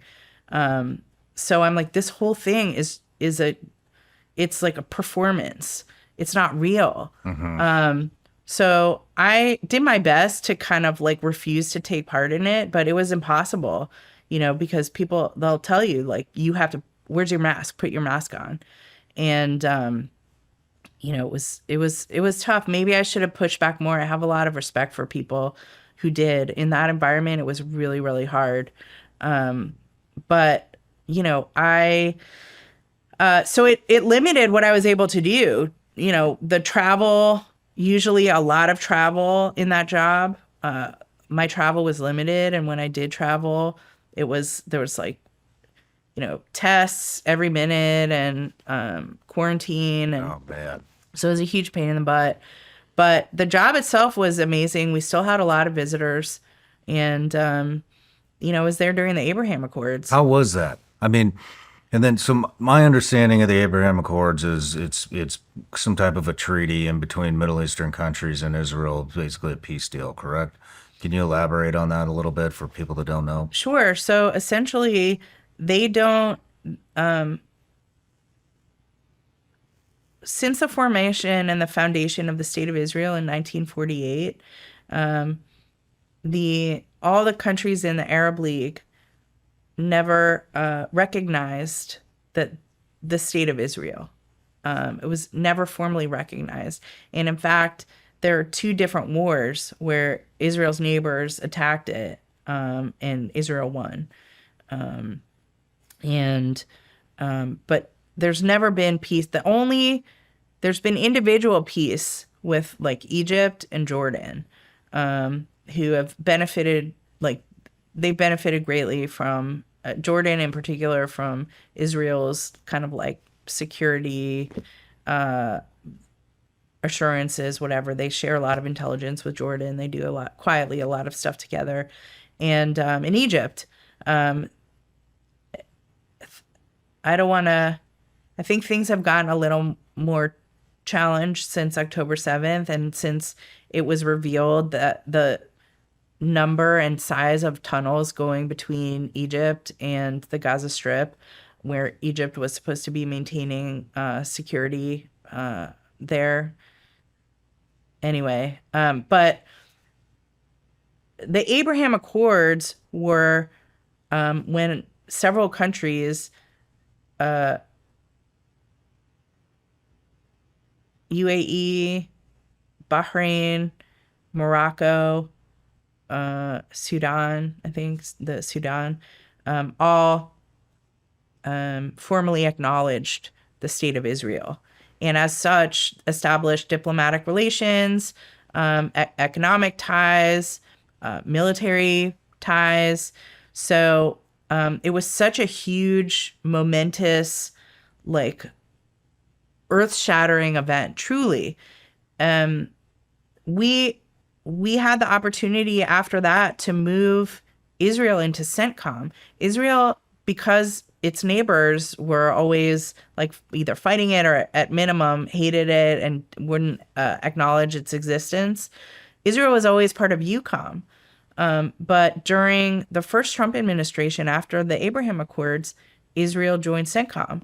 And so that's also been a huge change that a lot of people don't realize, where they're doing so many joint exercises now that they were never able to do before. And Israel hopefully can become like the premier security guarantor in the region. And that is a great thing for us. So You were a part of that.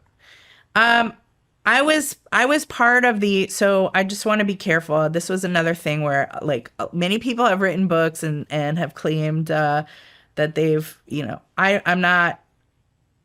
I was part of the arms deal afterwards.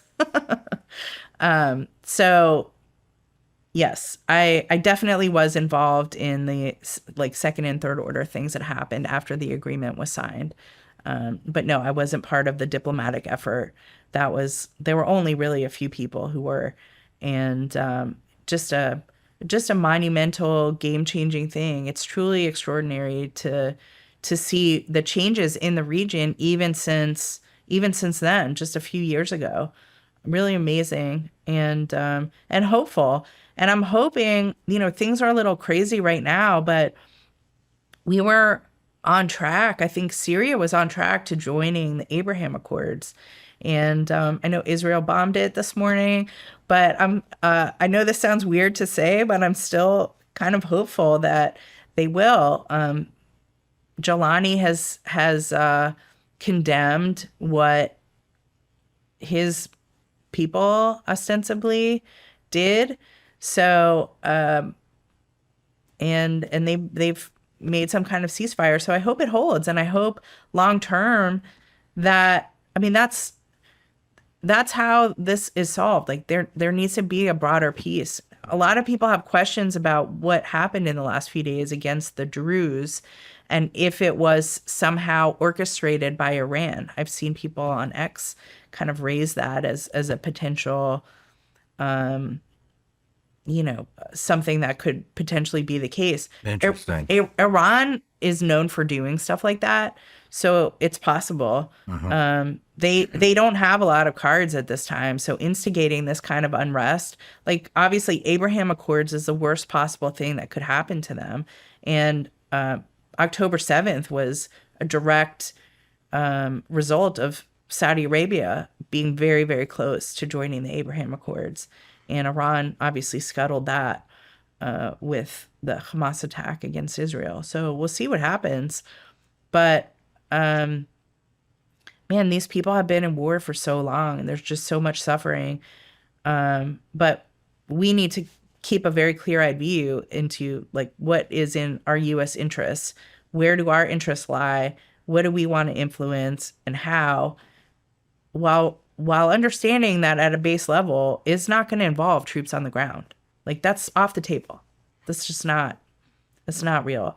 What I do think is possible, though, is, we have authorities for other things. We have surrogates, we have partner units, like maybe not in this case, but maybe in the future in other instances, that's something that our government could think about. But I don't really see that playing out right now. Well, I hope you're right. But Simone, we're wrapping up the interview. I know you got a flight to catch, so I don't want to keep you too long. So one last question. Yes. There's 3 people you could see on this show. Who would they be? Great question. I need to think about that. I don't have an immediate answer. Do you need one right now? Rattle one off.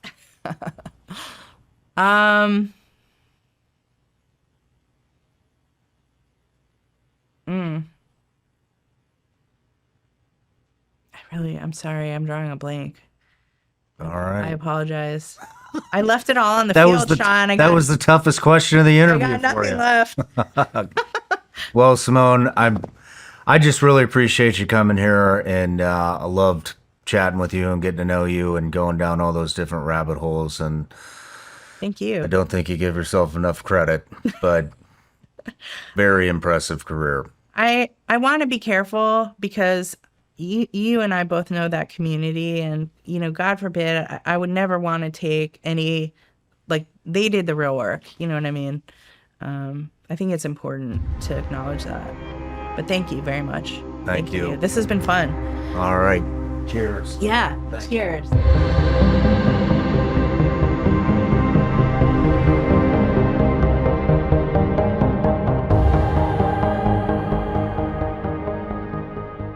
No matter where you're watching Shawn Ryan Show from, if you get anything out of this, please like, comment, subscribe, and most importantly, share this everywhere you possibly can. And if you're feeling extra generous, please leave us a review on Apple and Spotify podcasts.